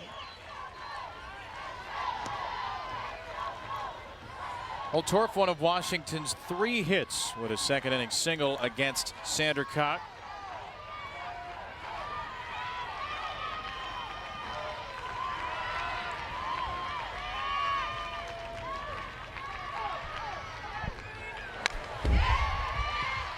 Getting some good swings off it in the Women's College World Series. And take a look at her spray chart here with that home run that she hit a couple of days ago over the left field wall. RBI single more toward the center of the field, but really using that left side of the field with a home run and a couple of singles. More of a pull hitter, but her swing has looked really good. 4 for her first 4 to start this World Series.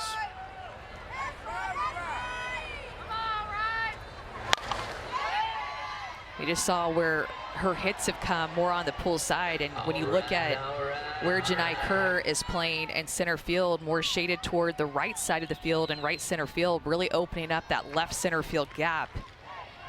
Holtorf with that pull power, but Florida State playing a shift toward the right side.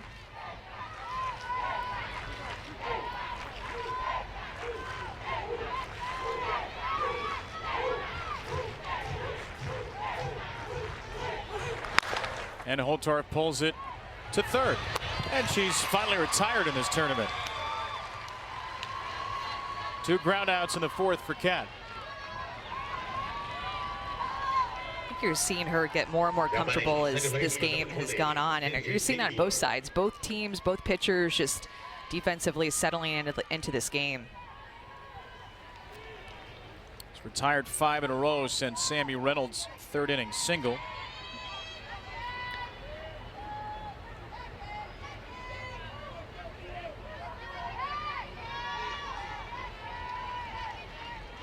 Kinsey Fiedler will try to beat Sandercock with 2 down.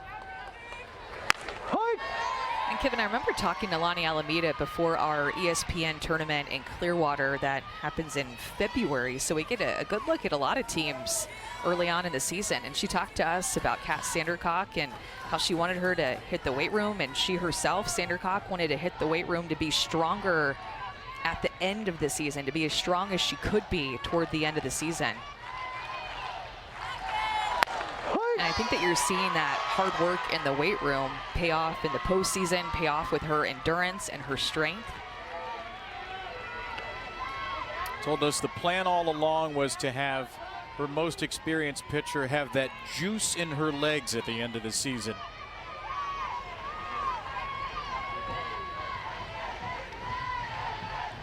Has not allowed a run now in the World Series. Sandercock, 7 1/3.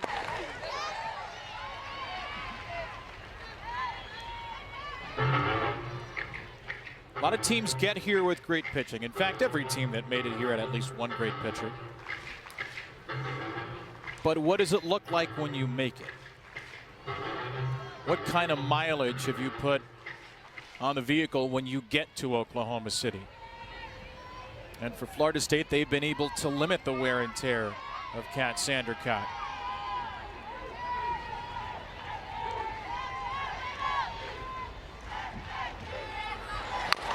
Fiedler grounds it foul.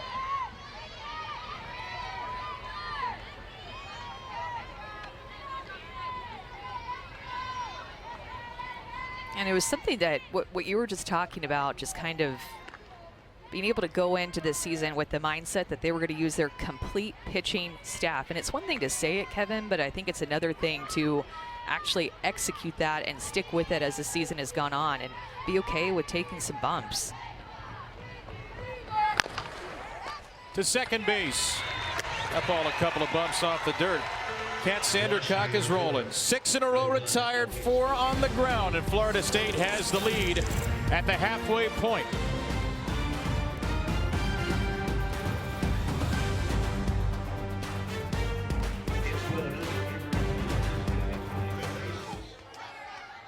We need your attention, please. At the end of the 6th inning tonight, please plan to line up in the Vendor Plaza area along the first base concourse.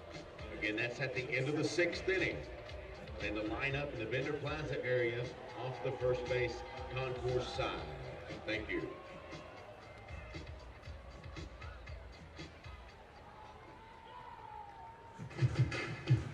Women's College World Series winners playing Saturday.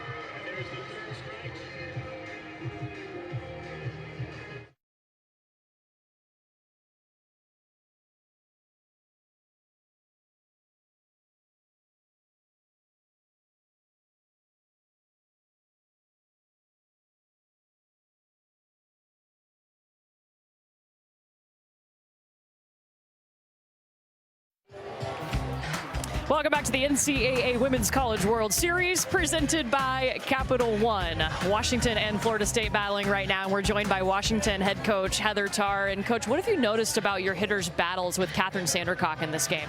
Yeah, I mean, she has a good balance of pitches, and we're just trying to compete and figure out which one to hit. I like where we're at. We just got to probably see a few more pitches and hit a few more well. Lindsay Lopez has come in this game. What stood out about how she's evolved out there so far? It's neat to see her. She's confident with what she has. She's got a good mix of pitches too. So we'll see what we can do here on in the later innings. Thanks, coach. Thank you. Heather Tarr, national championship coach for the Washington Huskies 2009. Lindsay Lopez has pitched well in relief. I really like what Heather Tarr said about Lindsay Lopez to us this week, which is that Tricia Ford did a great job with her at Arizona State. Since she really matured there. We're a different program. She's matured a little differently here, but gave a lot of credit to Lindsay Lopez's first program, her first head coach. Tricia Ford, who is now the head coach at Texas A&M. And Lopez, who's excelled here at Washington. Reminder that the transfer portal is, not always an evil thing with kids quitting programs and this and that. You have a situation where a coach leaves, Lopez finds a new home. Did well at Arizona State. She's doing well here. And Lindsay talked a lot to us about that rise ball that has developed this season. Threw it back-to-back pitches to Katie Dack right there, clearly knowing the game plan of how they want to pitch her, going that pitch a couple of times in a row, and you're starting to see her get really comfortable with her changeup, comfortable with that rise ball, getting some more swings and misses than what she did earlier in her appearance. Struck out the last two. Ball. Went to a rise at third straight pitch. You gotta try it again, right? I mean, she's got different sequences working now. You went change, rise to Leonard. She goes rise, and then another rise to Dack. 34 pitches in, starting to find that groove. Trying to keep this a 2-0 game. I was just about to say, the changeup's coming, right? That is filthy. 3 rises in a row, and then she sits her down with that changeup. And this pitch, she is just starting to get in rhythm with, being able to throw it for a strike and get swings and misses. Katie Dack just stunned by that pitch, anticipating a rise. And that's the thing too, that changeup right there was a little bit more up in the zone. So I think out of the hand, Katie Dack was expecting a rise ball to continue to move up and out of the zone, but it changed speeds and stayed more down for Looking K. Now this is fun to watch. Maybe not if you're a Florida State fan, but if you're a neutral, if you're a Washington fan, Lindsay Lopez is throwing strike after strike.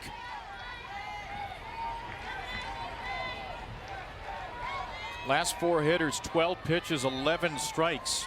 3 straight strikeouts into Josie Muffley. Muffley gets a piece of one into right field. And that's caught by Madison Husky. Sunday Night Baseball tomorrow night. The series finale between the Yankees and the Dodgers in LA. Game starts 7 Eastern, 6 Central, ESPN, ESPN Deportes, and ESPN Radio. Baseball tonight. Sunday Night Countdown kicks it all off an hour beforehand. Dodgers claimed the opener in that series yesterday. Yankees lead 5-1 in the second game tonight. We're all waiting on Giants-Orioles, though.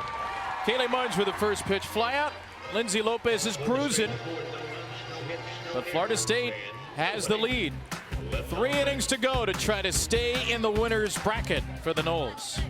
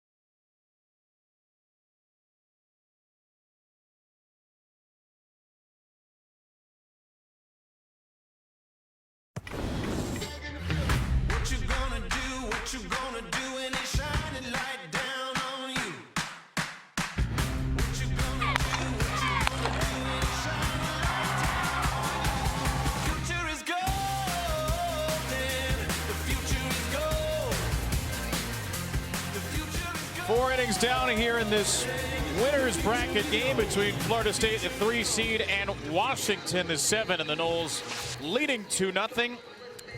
The loser of this game has a quick turnaround. They'll have to play Stanford tomorrow, 2 Central, 3 Eastern on ABC. The winner gets the night off and will be 1 win away from the Champ Series.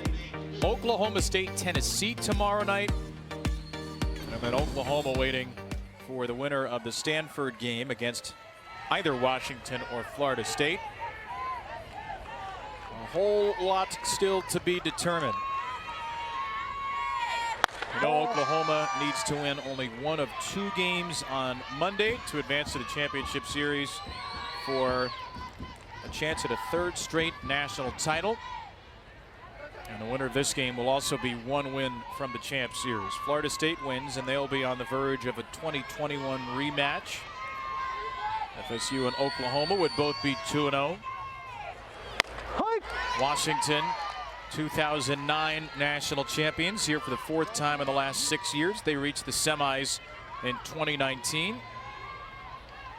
Hoping they have a late comeback in their bats against Kat Sandercock. 9-1-2 for Heather Tarr's Huskies here in the 5th with Sydney Stewart.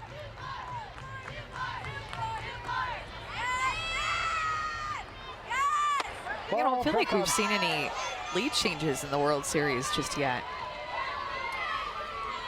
Maybe tonight. Utah, Washington, I guess 1-0 went to 4-1. Yeah, that's true. Washington's going to have to break some history here. They want to win this game. Never defeated Florida State. 2 losses in a Champ Series in 18.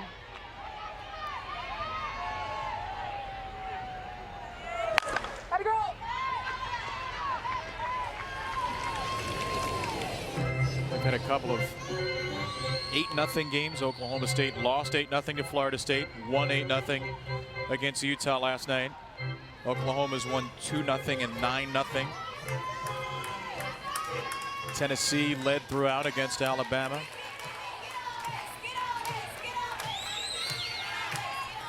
Shutout yesterday in Stanford, Bama. I guess we've only had one single solitary lead change.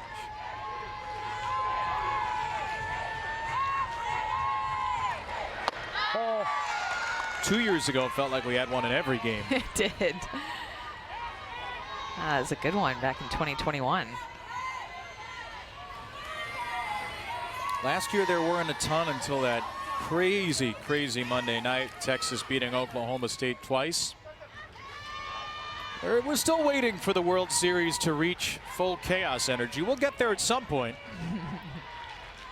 3-2 to the 9-hitter Stewart, who swings and drives the ball into center, and Janai Kerr has a beat on it. Another warning track flyout for Washington.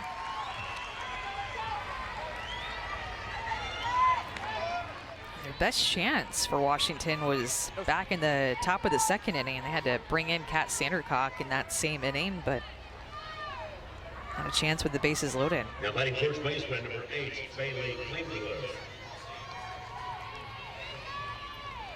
Bailey Klingler had that bases loaded chance. Hit a pretty sharp line drive, but flied out to Waycaster to end the 2nd inning. First team All-American in the box, 2nd teamer in the circle. Ball.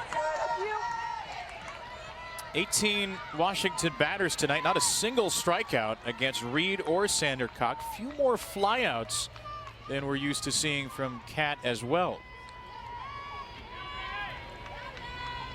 Is that a location thing? Is it a Washington approach thing? I think it's more of a Washington approach thing. They're having some good at-bats off of her, especially when she first came in.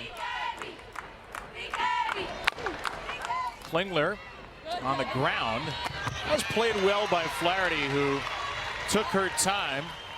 And Klingler is 0 for 2 with a walk. Felt like she kind of got stuck in between hops, so she dropped back to get a better angle and get better hop, and living on the edge there, and you can tell with her face a bit too. But what matters is the out. You'll see her take this step right there to try to get a better angle and a better hop, and still got an out. It was looked dicey there for just a quick second. Sammy Reynolds, a rare swing and miss against Sandra Cock.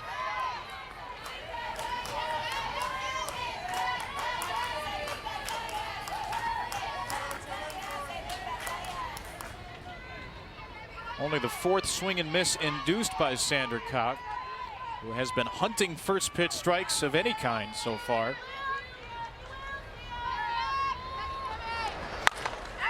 In the air to left. Playable for Mudge. Inning over for Florida State. Sandra Cock rolling. 9 in a row retired in a 2-0 game.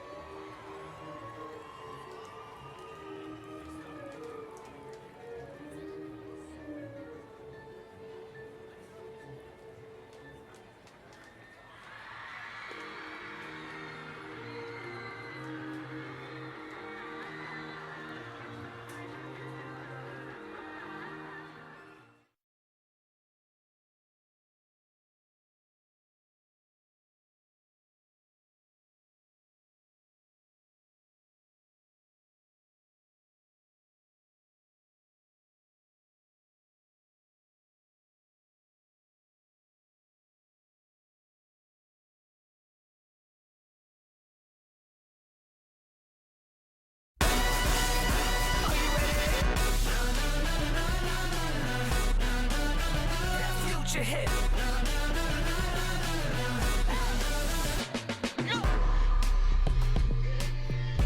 The mighty Stanford Cardinal waiting the loser of this game tomorrow. One of 3 Pac-12 teams in the field, including Utah, which means since the format change to the Supers began in 05, every Pac-12 team has made the Women's College World Series, the highest percentage of any major conference.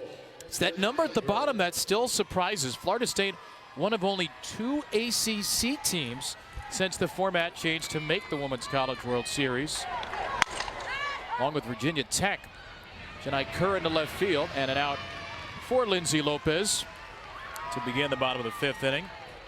Excited to see Stanford tomorrow on ABC. We'll see if it's Nyjah Kennedy or Alana Vaughter who gets the start, but the Cardinal coming off a shutout of Alabama to knock out the Crimson Tide on Friday. I feel like every game's been a shutout in this World Series. Yeah. Yeah, I mean, the way that Nyjah Kennedy pitched, well, she's been in both games, actually, but that game against Oklahoma was just something. Got a chance for a rematch. The winner of the Stanford game tomorrow, which, again, is Stanford against the loser of this team, will face Oklahoma. Neither of these teams have faced Oklahoma yet. Stanford already has that 2-0 loss.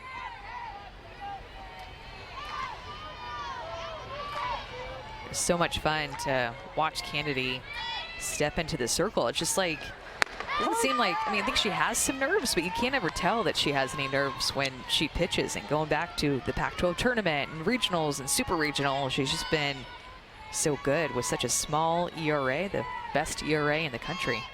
National Freshman of the Year, .52. He's given up 3 runs once this year, gave up 2 to Oklahoma. The only reason she was not an All-American is she was just barely shy of the innings number to qualify. And that's in part because she was shut down for maintenance for a few weeks in the middle of the season. But, you know, National Freshman of the Year, nothing to sneeze at. Elena Vaughter was named an All-American, but they really have two All-American quality pitchers. Yeah, deep pitching staff that they have. And a pop-up from Harding. Lindsay Lopez has been thrown like an All-American in relief.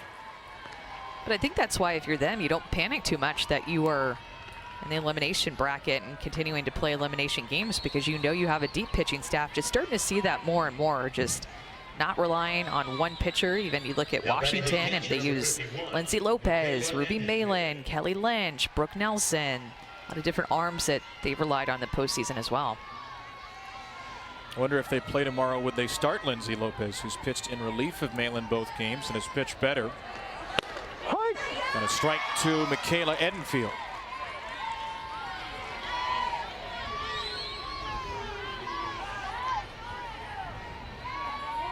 Malin started inning in the third, 4 hits, 2 runs, 1 earned, 1 strikeout. Lopez 3 in the third, 1 hit, 1 walk, 4 strikeouts.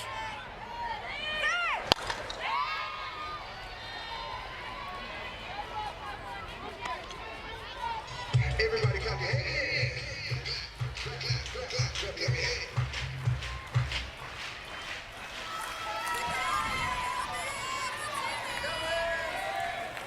Struck out looking in the first, singled through the middle in the third, Edenfield.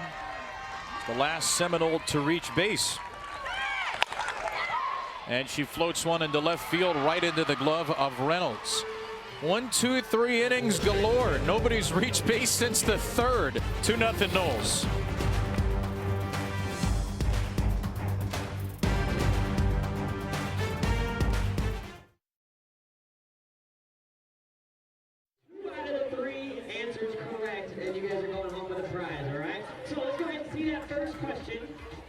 What percentage of the 2020 U.S. Olympic softball team competed collegiately? Was it A, 90%, B, 95, or C, 100%?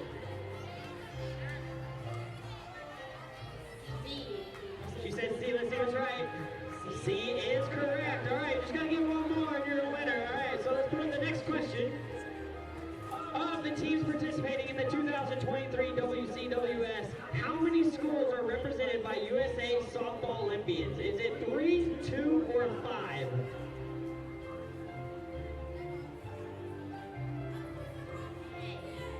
She said A. Let's see what's right.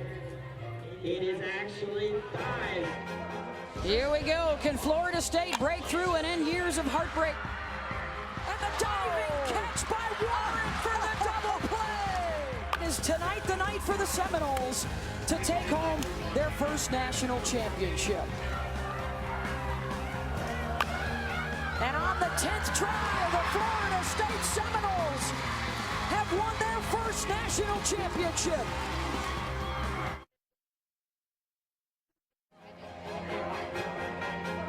Here we go. Can Florida State break through and end years of heartbreak?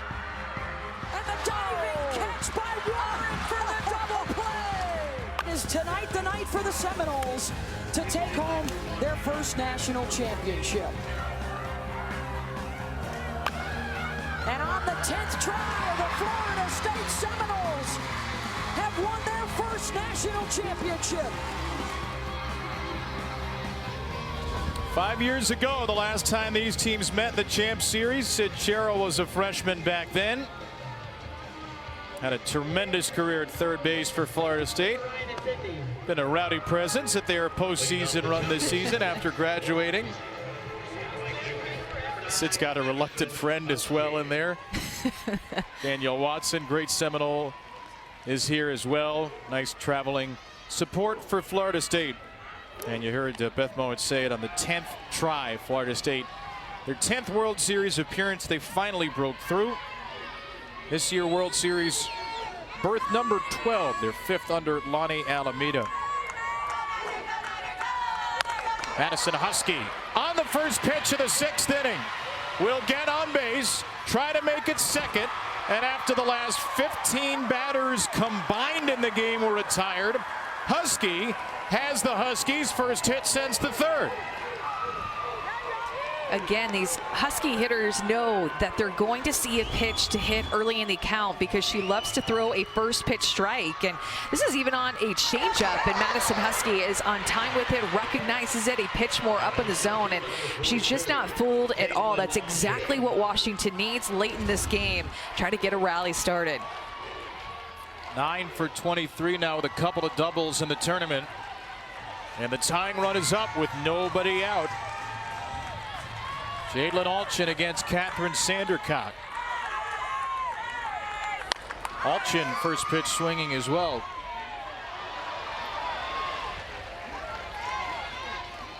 Sandercock had retired the last 9. Lindsay Lopez of Washington has retired 9 in a row as well. Last base runner had been Edenfield's third inning single for Florida State.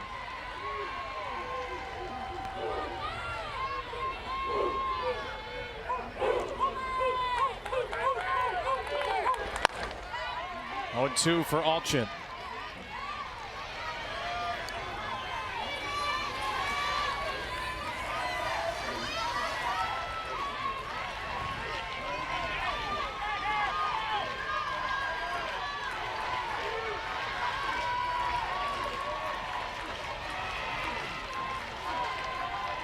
Kelly Lynch waiting. Huskies team that was down 1-0 yesterday got the last 4. Couple of come from behind wins in this NCAA tournament. Ball inside. Alchin able to hold up there on ball 1. That is riding a fine margin there on that inside corner with her drop ball, a pitch that we showed earlier on that she is very comfortable pitching a drop ball to the inside corner to a left-handed hitter. She loves to go to that side of the plate and use that drop ball. Always has. Does that set up anything? Maybe a little changeup outside. But got to keep it low with that 1-2 count, and just got hit, but try it. Goes back to it. Yes. How about that? So much confidence on that side of the plate, inside to a left-handed hitter. I don't even know why I second-guessed it that she was going to go to something else, because she can go to this pitch.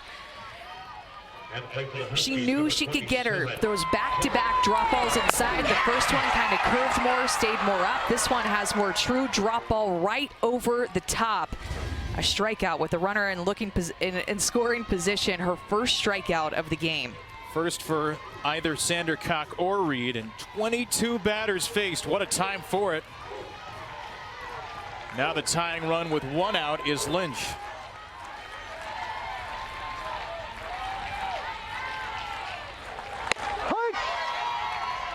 Strike 1 to Kelly Lynch.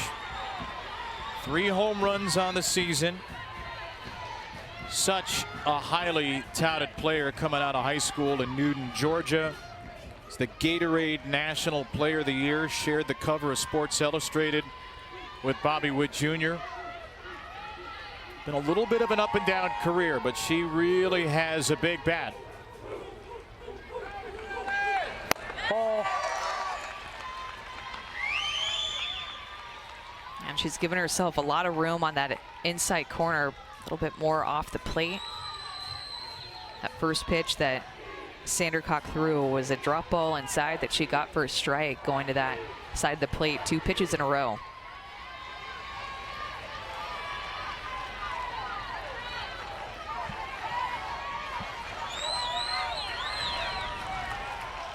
Olivia hoping for a rally.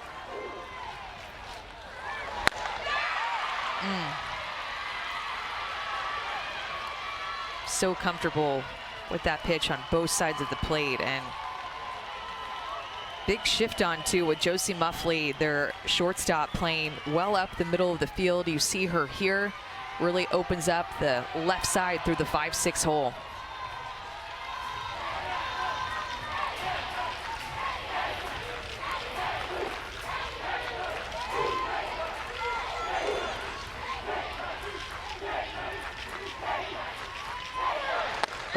back outside. A whole lot of moving parts here in this chess match. Where is Lynch standing in relation to the plate? Where is Muffley shifted? Where is Sandercock trying to attack her? You see Hardy now too, just playing well back behind third base, trying to guard that hole on the 5-6 side. Cat's gone away a couple of pitches in a row here. She'll go back out there. Lynch drags it foul.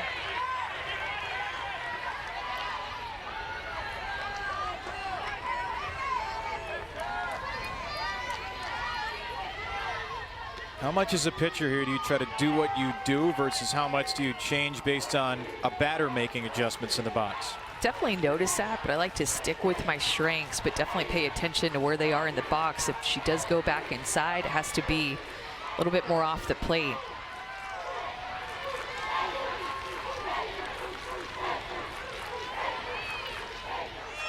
She stays away and runs it full.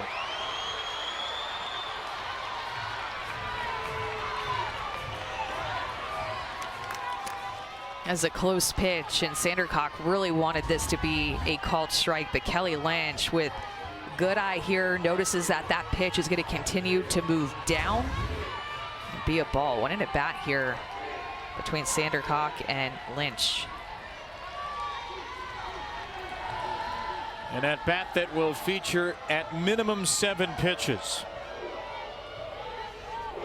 Lynch the tying run for the Huskies with 1 out in the 6th. And Lynch drives it through the left side. Base hit Kelly Lynch, and the throw came into second. Huskies will score. Kaylee Mudge threw it into the middle of the infield, and Madison Husky had her eye on the ball. Washington gets a run out of it. What an at bat by Kelly Lynch. Took some close pitches, battle it to a full count, and we saw Josie Muffley playing more up the middle of the field, but then went in a full count. Josie Muffley scooted over, and she still was able to just smash it through the left side. The 5-6 hole, this is the question. Why did she just immediately go to second base? It's almost like she forgot that Husky was there, just didn't even look at her. Maybe no communication on the Florida State infield. Maybe she didn't hear, unsure, but Washington gets on the board. It'll go down as an RBI single for Lynch. She's removed for a pinch runner, Avery Hobson. 9 for 10 as a base stealer. Okay, here we go. What an unusual sequence. There is no RBI actually on the play, which is the appropriate way to score that because Husky had stopped at third. And now the 5th-year senior Silent Rain Espinoza with a tying run at first. Espinoza shows bunt, and it's a ball. First time through the order when hitters see Kat Sandercock, they bat 148. Second time through, that average against her goes to 236, so it was up almost 100 points against her. We've seen good at bats by Washington almost every single inning of this game. Espinoza 1 for 2. Let's go back to the hit by Lynch. Watch the shortstop Josie Muffley after this ball gets into left field. You say you see her being big, trying to be the relay there, and just it's like Mudge didn't even see her, just went directly to second base. And so the question of is that on the outfielder or the infielder for communication? That gives you your answer right there. Good point. That's just off the plate. 2-1 for Espinoza.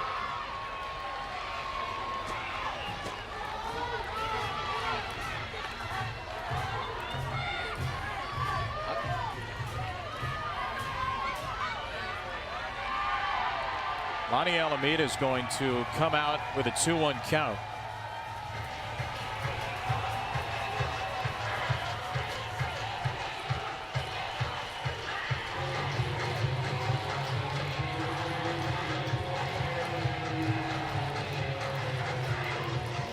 Thought we might be on track for our 6th shutout in 8 games at the World Series. Washington has punctured that.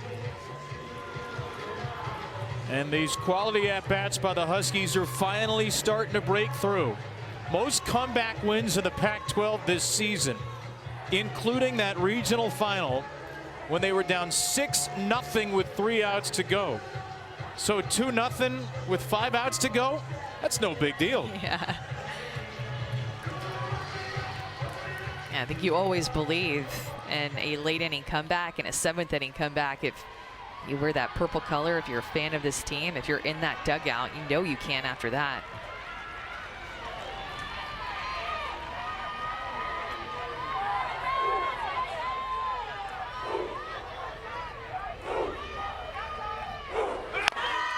A little slapper to third. Harding bobbled it and then threw an absolute dart. Tying run to second on out number 2. She knows she can take her time because she has such a good arm. She started as a catcher, actually. Remember trying to fill that spot at third base when Sydney Sherrill graduated. They had Jesse Warren before that. They have a history of such good third basemen. I think Avery Hobson just took third with nobody paying attention. When she went over to third is the question of whether it was a dead ball or not. Lonnie Alameda's coming out to try to figure it out. Yeah, and you see here too that for a second, well, she was out of the circle and Sandercock out of the circle there, and so Hobson runs, and that's exactly what Sandercock likes to do, is get out of that circle. When she's in the circle, it's a dead ball. When she is out of the circle, it can be a live play like that. And how about this?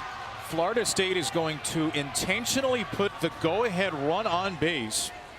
They will walk Riley Holtorf to face Kinsey Fiedler.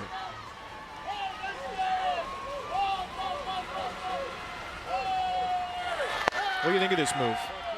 I mean, she's been hot. You can tell that Florida State knows it. And you mentioned before how Fiedler has not had a lot of at-bats, wasn't hot late in the season. So just kind of talking it through as I decide my answer, but I think this is a good call with the way that Holtorf is swinging the bat. 4 for 5 in the tournament.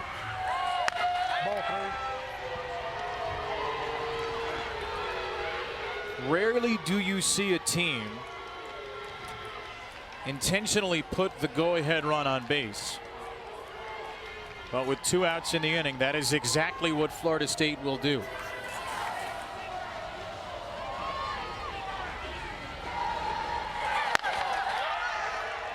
And Kevin, you think about that extra 60 feet being so important in this game that Hobson advanced to third base on, and that's just talking in the dugout and knowing the scouting report against the pitcher and knowing that what Sandercock likes to do in her routine is get out of that circle. Been seeing it all game, and that's just paying attention as a pinch runner and knowing what you want to do. All right, we're going to get a timeout for each team. Looks like a pinch hitter is coming for Washington. Olivia Johnson is out of the dugout with a bat. There she is. To, it appears, bat for Kinsey Fiedler.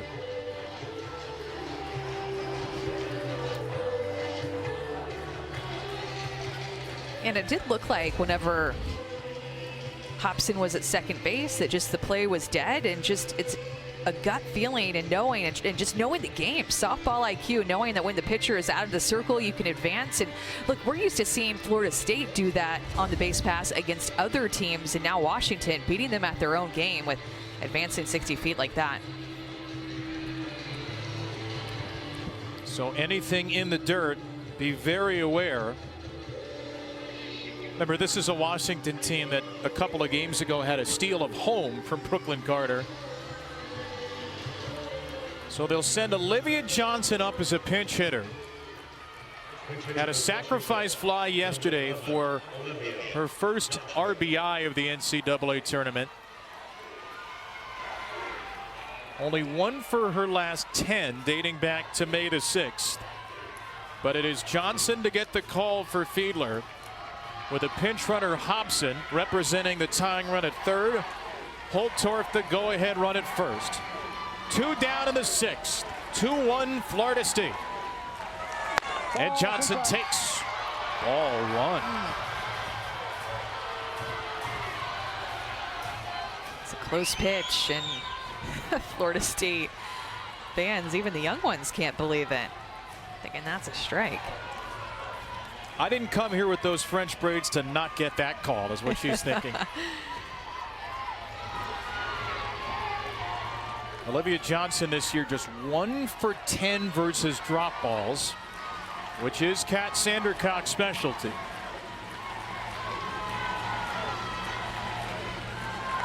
Hi. 1-1. You can tell that Sandercock missed her spot on this pitch. Watch where Edenfield sets up toward the inside corner. She's moving in. This pitch bleeds back over the middle of the plate. Would have been a good pitch to hit. Here Johnson, she takes it, and Sandercock gets lucky. But it looked like she was taking all the way. Yeah. You can take it until she gets a strike, but good pitch to hit right there.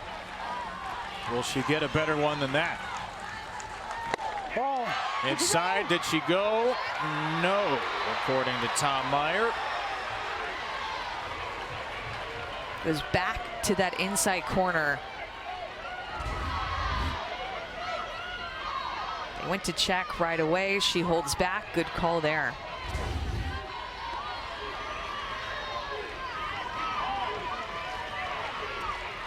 An 11 home run season as a freshman, Olivia Johnson. It's a Pac-12 all-freshman pick last year. Not quite the same this season, but a chance for her signature moment in purple. Johnson with a ground ball to second. True hop Flaherty, and the inning is over. Washington scores 1 but strands 2, and Florida State maintains the advantage.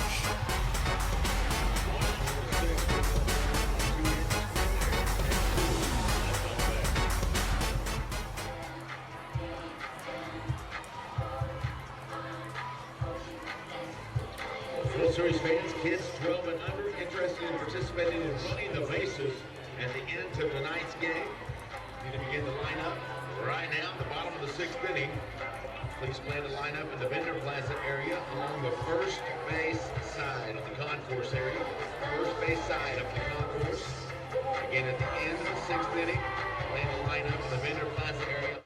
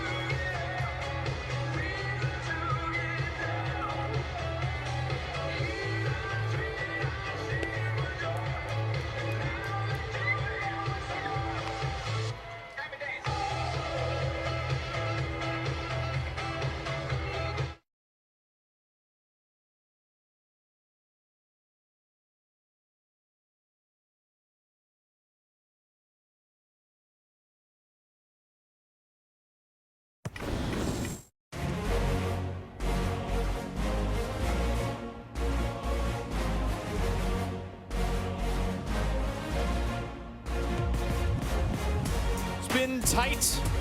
It has been dramatic. It has been defined by defense, by brilliant pitching, and it may yet be defined by the timely hit or the timely play yet to come. It is the NCAA Women's College World Series presented by Capital One. The Washington Huskies out of the Pac-12, the Florida State Seminoles out of the ACC. The loser will have to sleep quickly. 2 local, 3 Eastern tomorrow on ABC against Stanford. Oklahoma State, Tennessee tomorrow night. The winning team gets to enjoy a nice breezy Sunday. The winning team is 1 win away from that return to the championship series. Washington was last there in 2018 against Florida State. The Seminoles made a return trip 3 years later, falling to Oklahoma in 2021. Will we have a 2021 rematch? Ball. Right now the Stars are aligned with Oklahoma in the winner's bracket and Florida State 3 outs away from getting there. But the big dogs are coming up for the Huskies in the 6th. Madison Husky doubled and scored in that 6th inning to make it 2-1. And we're going to see Stewart, Klingler, and Reynolds at the bats for Washington in the 7th. So can the Noles get some insurance? Try to do so with Flaherty, Leonard, and Waycaser. She's the one that started them back in the 2nd inning with a double whenever they scored those 2 runs.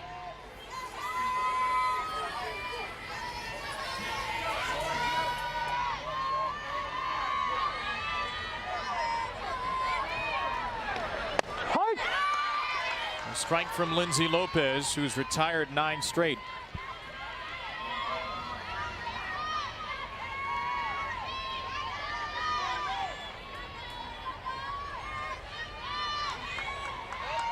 Florida State 3rd in the nation in walks. Only 1 tonight. Flaherty into center field. Her 2nd hit of the game, and both to lead off an inning.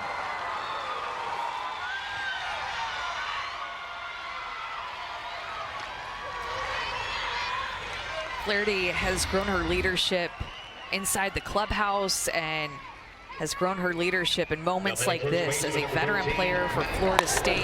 Keeps her hands inside of that ball. You had a great look there of her swing on that. Sydney Sherrill absolutely loves it. She is quite animated, knowing the importance of getting that leadoff hitter on in a 1-run game.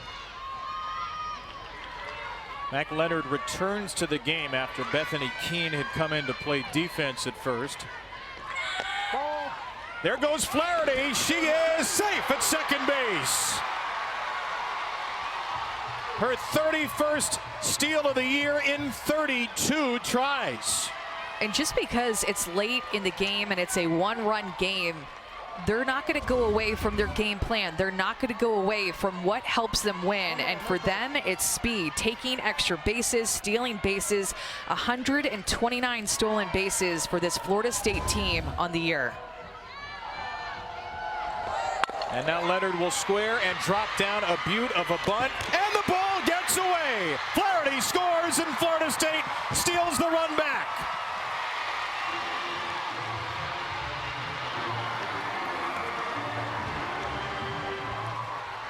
Mac Leonard's first bunt of the season couldn't have come at a more opportune time. Yeah, and it's her best at bat. Looked like she finally saw the ball well out of the hand of a Washington pitcher. Hadn't looked good in her first 2 at bats. They square her around. She puts it down beautifully, but Fiedler not able to come away with that throw. That throw's not perfect, but it's a throw to me that looks like it should be caught, especially in a tight game like this. And because Flaherty stole second base, it put on the sacrifice bunt, and with the error, she scores with her wheels. It scored a sacrifice bunt and an E1. You could probably split that error between the pitcher and the second baseman. This bunt is fouled away by Hallie Waycaser. That is Florida State at its finest. Yes, they double. Yes, they homer. But they can also just slash it to death with bunts and steals and small ball. And they get the 2-run lead back with a chance for more. Even earlier in the year, Lonnie Alameda said, we don't really want to rely on extra base hits and doing damage with the long ball. We want to have something else that we can go to. And you see them figure out ways to score runs with their speed, execution, situational hitting.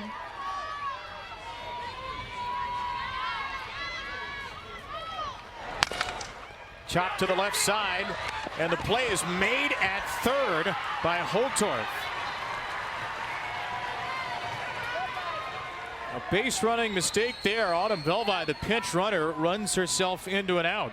Yeah, and Washington can play really good defense. Riley Holtorf, a lot of confidence, good communication on this throw, and you see where when she gets the ball, she knows exactly what she wants to do with it. Perfect throw to third base for that lead out.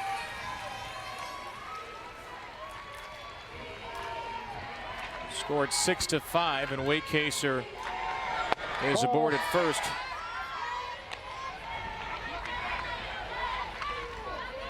This is Bethany Keene batting.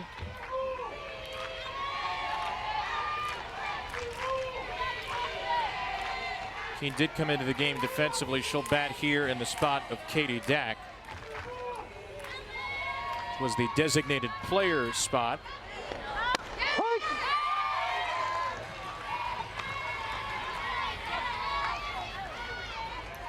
Just so big after Washington gets on the board in the top of the 6th inning to get that run back so quickly. It's only Florida State's 14th sack bunt of the year. It's pretty hard to believe. Keene muscles one into right center field, and it's not caught. It popped out of the glove of Alchin. There's a mess on the base pass, so they thought it was caught. Waycaser stopped at second. Keene had to retreat to first. She was almost all the way to second.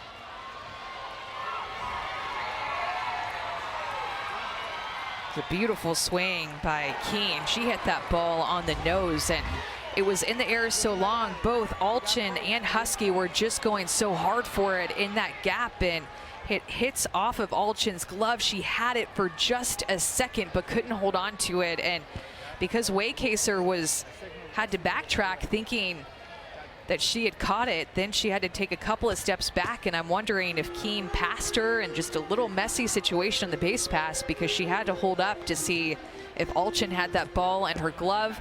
You see too, when she comes back, she misses second base. That's a whole other thing, and then that is close business right there. It's back to second base. Kaylee Rafter, the volunteer assistant coach at first, screaming and pointing. The umpires will get together to try to sort this out. We'll bring in Christy. Christy, what are you seeing on this whole mess? Yeah, I think the umpire, Tom, got this correct. The batter runner slammed on her brakes and did not actually cross that lead runner. So that's a good call by the umpire, but that's what they're talking about. When you're in the fall in the weight room and doing a lot of agilities and quick sprints and putting on, like doing some cone work, short work, I mean, that's what it's all about right there, slamming on the brakes. I mean, this is what you train for right here. Look at how she just slams it on, and it's so close, trying to keep her arms back behind her. That was almost a disaster for Florida State. Again, Keene ripped that ball. There's been the good, the bad, and the ugly of base running in this inning. 2 on, 1 out, Josie Muffley.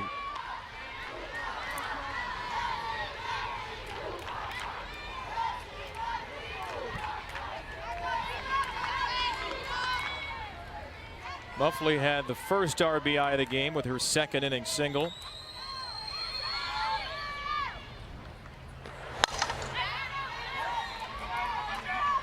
And that play too, that ball hit to right center field was in Alchin's glove, and I think that if Husky is not going so hard for that at the same time, that maybe she even gets just a little bit more underneath it, able to hold on to it, not worried about a collision.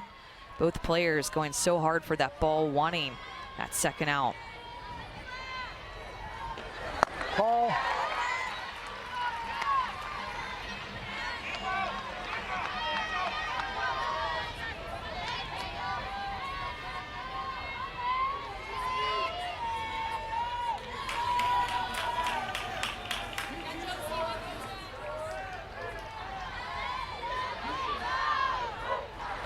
Ball. 3-1. That changeup that Lopez was throwing so well back in the 3rd and 4th innings, had a couple of strikeouts on that pitch. It's just kind of come and go within at bats. Looks so sharp in the middle of her outing with that pitch and her rise ball.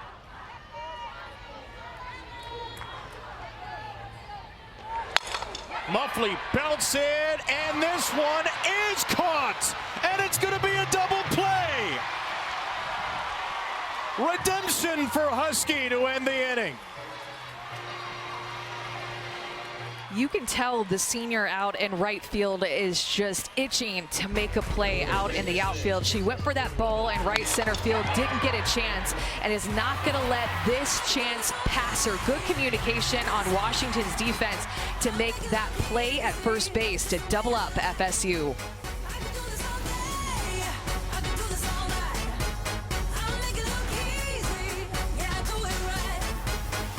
make it look cute.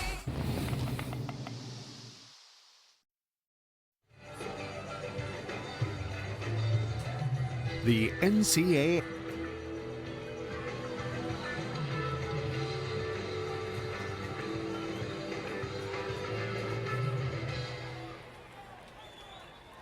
Women's College World Series fans, the attendance for tonight's session, 12,468. The NCAA thanks you for your continued support of the Women's College World Series. And fans, turn your attention back to the video board for tonight's play of the game.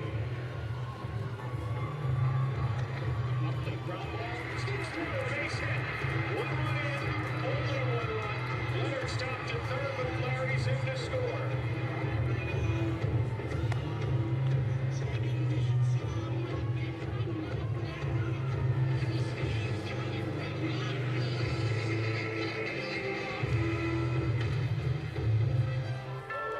I was so hard hitting that first. My brother didn't even believe me. I kept going though. All I can say is I told you. Jury had his back down the block. You should have never doubted me. I'm a word to the last breath. I'm a whistle to the last. Yeah, you should have never doubted me.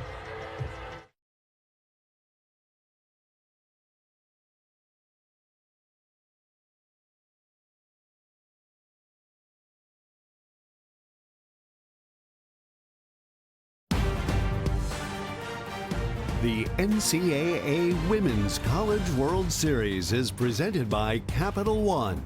What's in your wallet? Madison Husky keeps the game within 2 with a brilliant diving catch and double play. She will bat if Washington gets a base runner in the inning. Bethany Keene with that single, which was out of the glove of Alchin. If Hallie Wakecaser is running and sees the ball hit the grass, maybe she gets to third or scores. She doesn't. It remains 3-1. And the Huskies have 9-1-2 coming up against Kat Sandercock. First pitch got a low strike to Sydney Stewart. I feel like we have seen some uncharacteristic mistakes from Florida State when you really think about it. I think that's one. Maybe Keene thought that there were 2 outs. She was running hard, or maybe she thought there was one, that ball would get down, but that's a base running mistake. And then, yep, Kaylee Mudge throwing that ball into second when there was a play at home.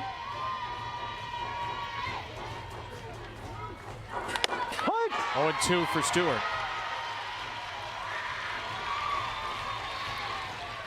Sixth inning, Kat Sandercock gave up a run on a couple of hits, stranded runners at first and third with a 2-1 lead. A game she did not start, a game she entered in the second inning, with former teammate Danielle Watson now acting as team photographer behind her.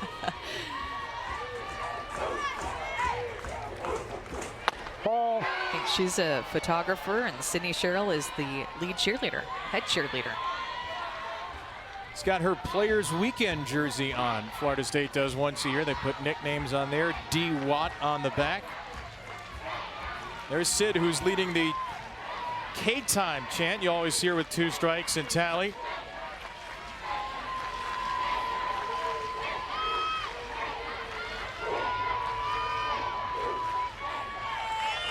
Ball, outside.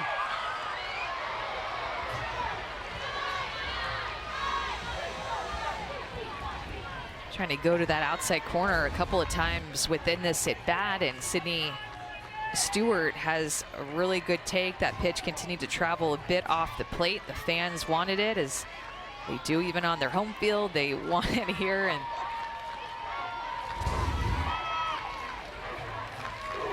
Sydney, Danielle, and the girl with the French braids is a power trio right now.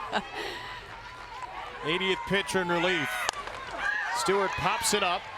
Edenfield will not have a play. In case he doesn't come back.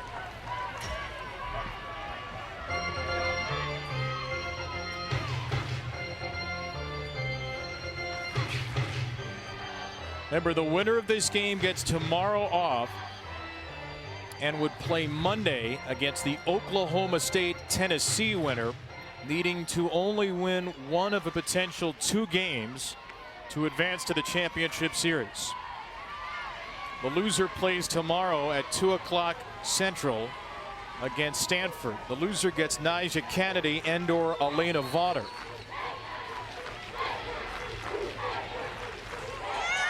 Ball. 3-2 to Stewart. See at bat that you need right here from a freshman. Taking some close pitches.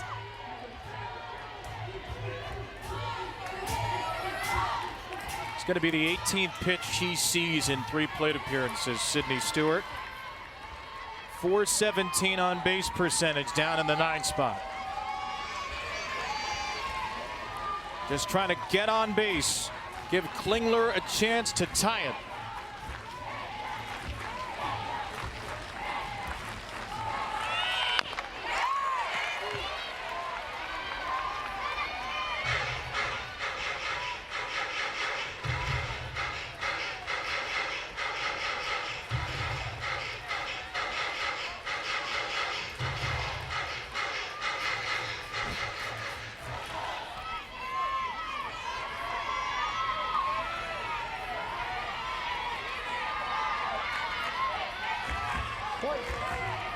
The 5th-year senior against the 1st-year Husky. Sandra Cock to Stewart, pitch number 8, top of the 7th. Up the middle off of Sandra Cock. Muffley will not have a play. Washington will have an opportunity to tie it.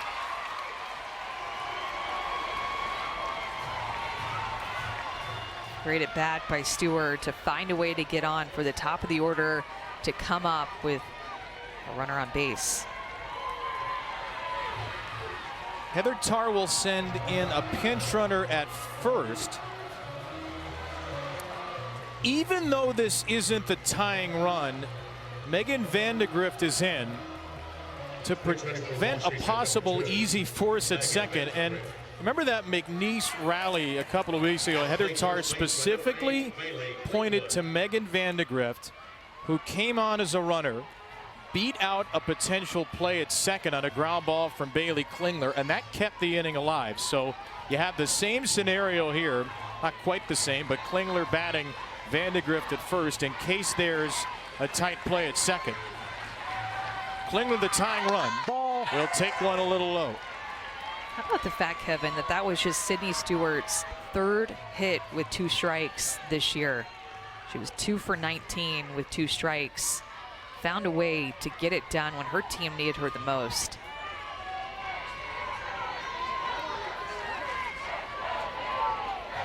Bailey Klingler, who can really drive him in. 3rd most RBIs among active Division I players. 2 5th-year seniors. And a high strike there from Kat Sander Cock.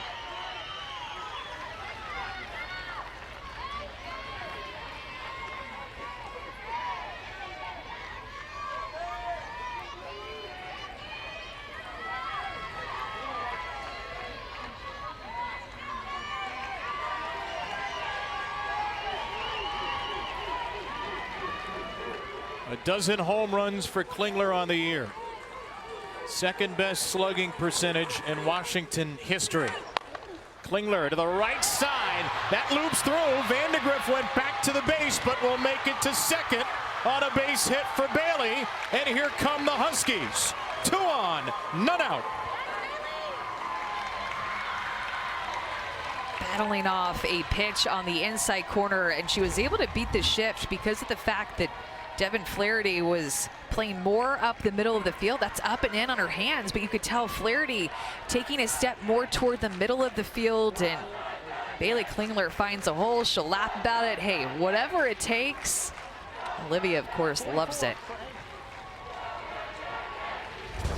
Now Heather Tarr is going to use her ace pinch runner, Brooklyn Carter, who is one of the fastest players here in Oklahoma City.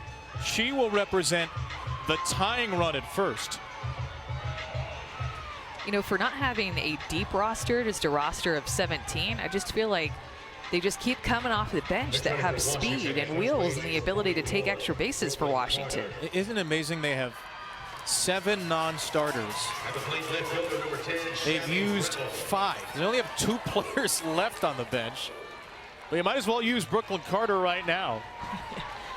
Sammy Reynolds with nobody out, the go-ahead run for Washington. Strike 1 to Reynolds, up and in. Remember, against McNeese, it was Sammy Reynolds with Washington down to its final strike of the season, who had that 3-run double to tie the game in the 7th inning.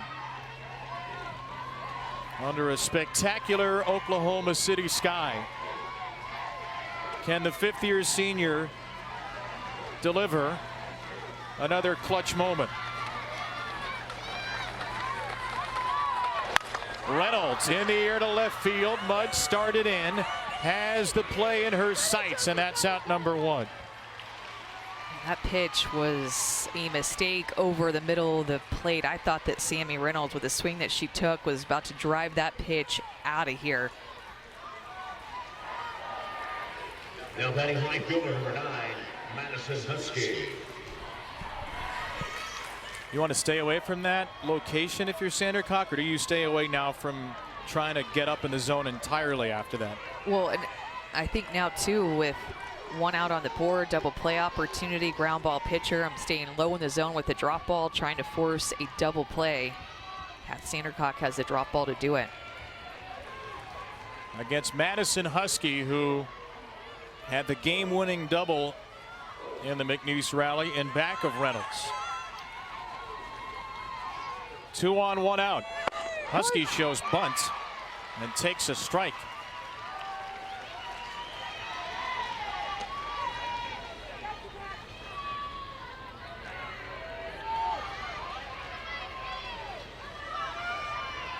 Top of the lineup, peppered with experience. A 5th-year senior in Husky who played for that World Series team in 2019. 207th game of her Husky career tonight.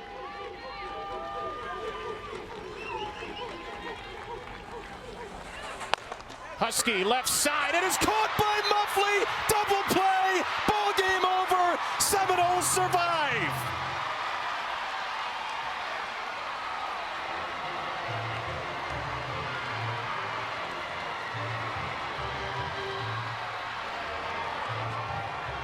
Jumpin' Josie secures the win for the Noles, who will advance to Monday. They are 1 win from the Champ Series.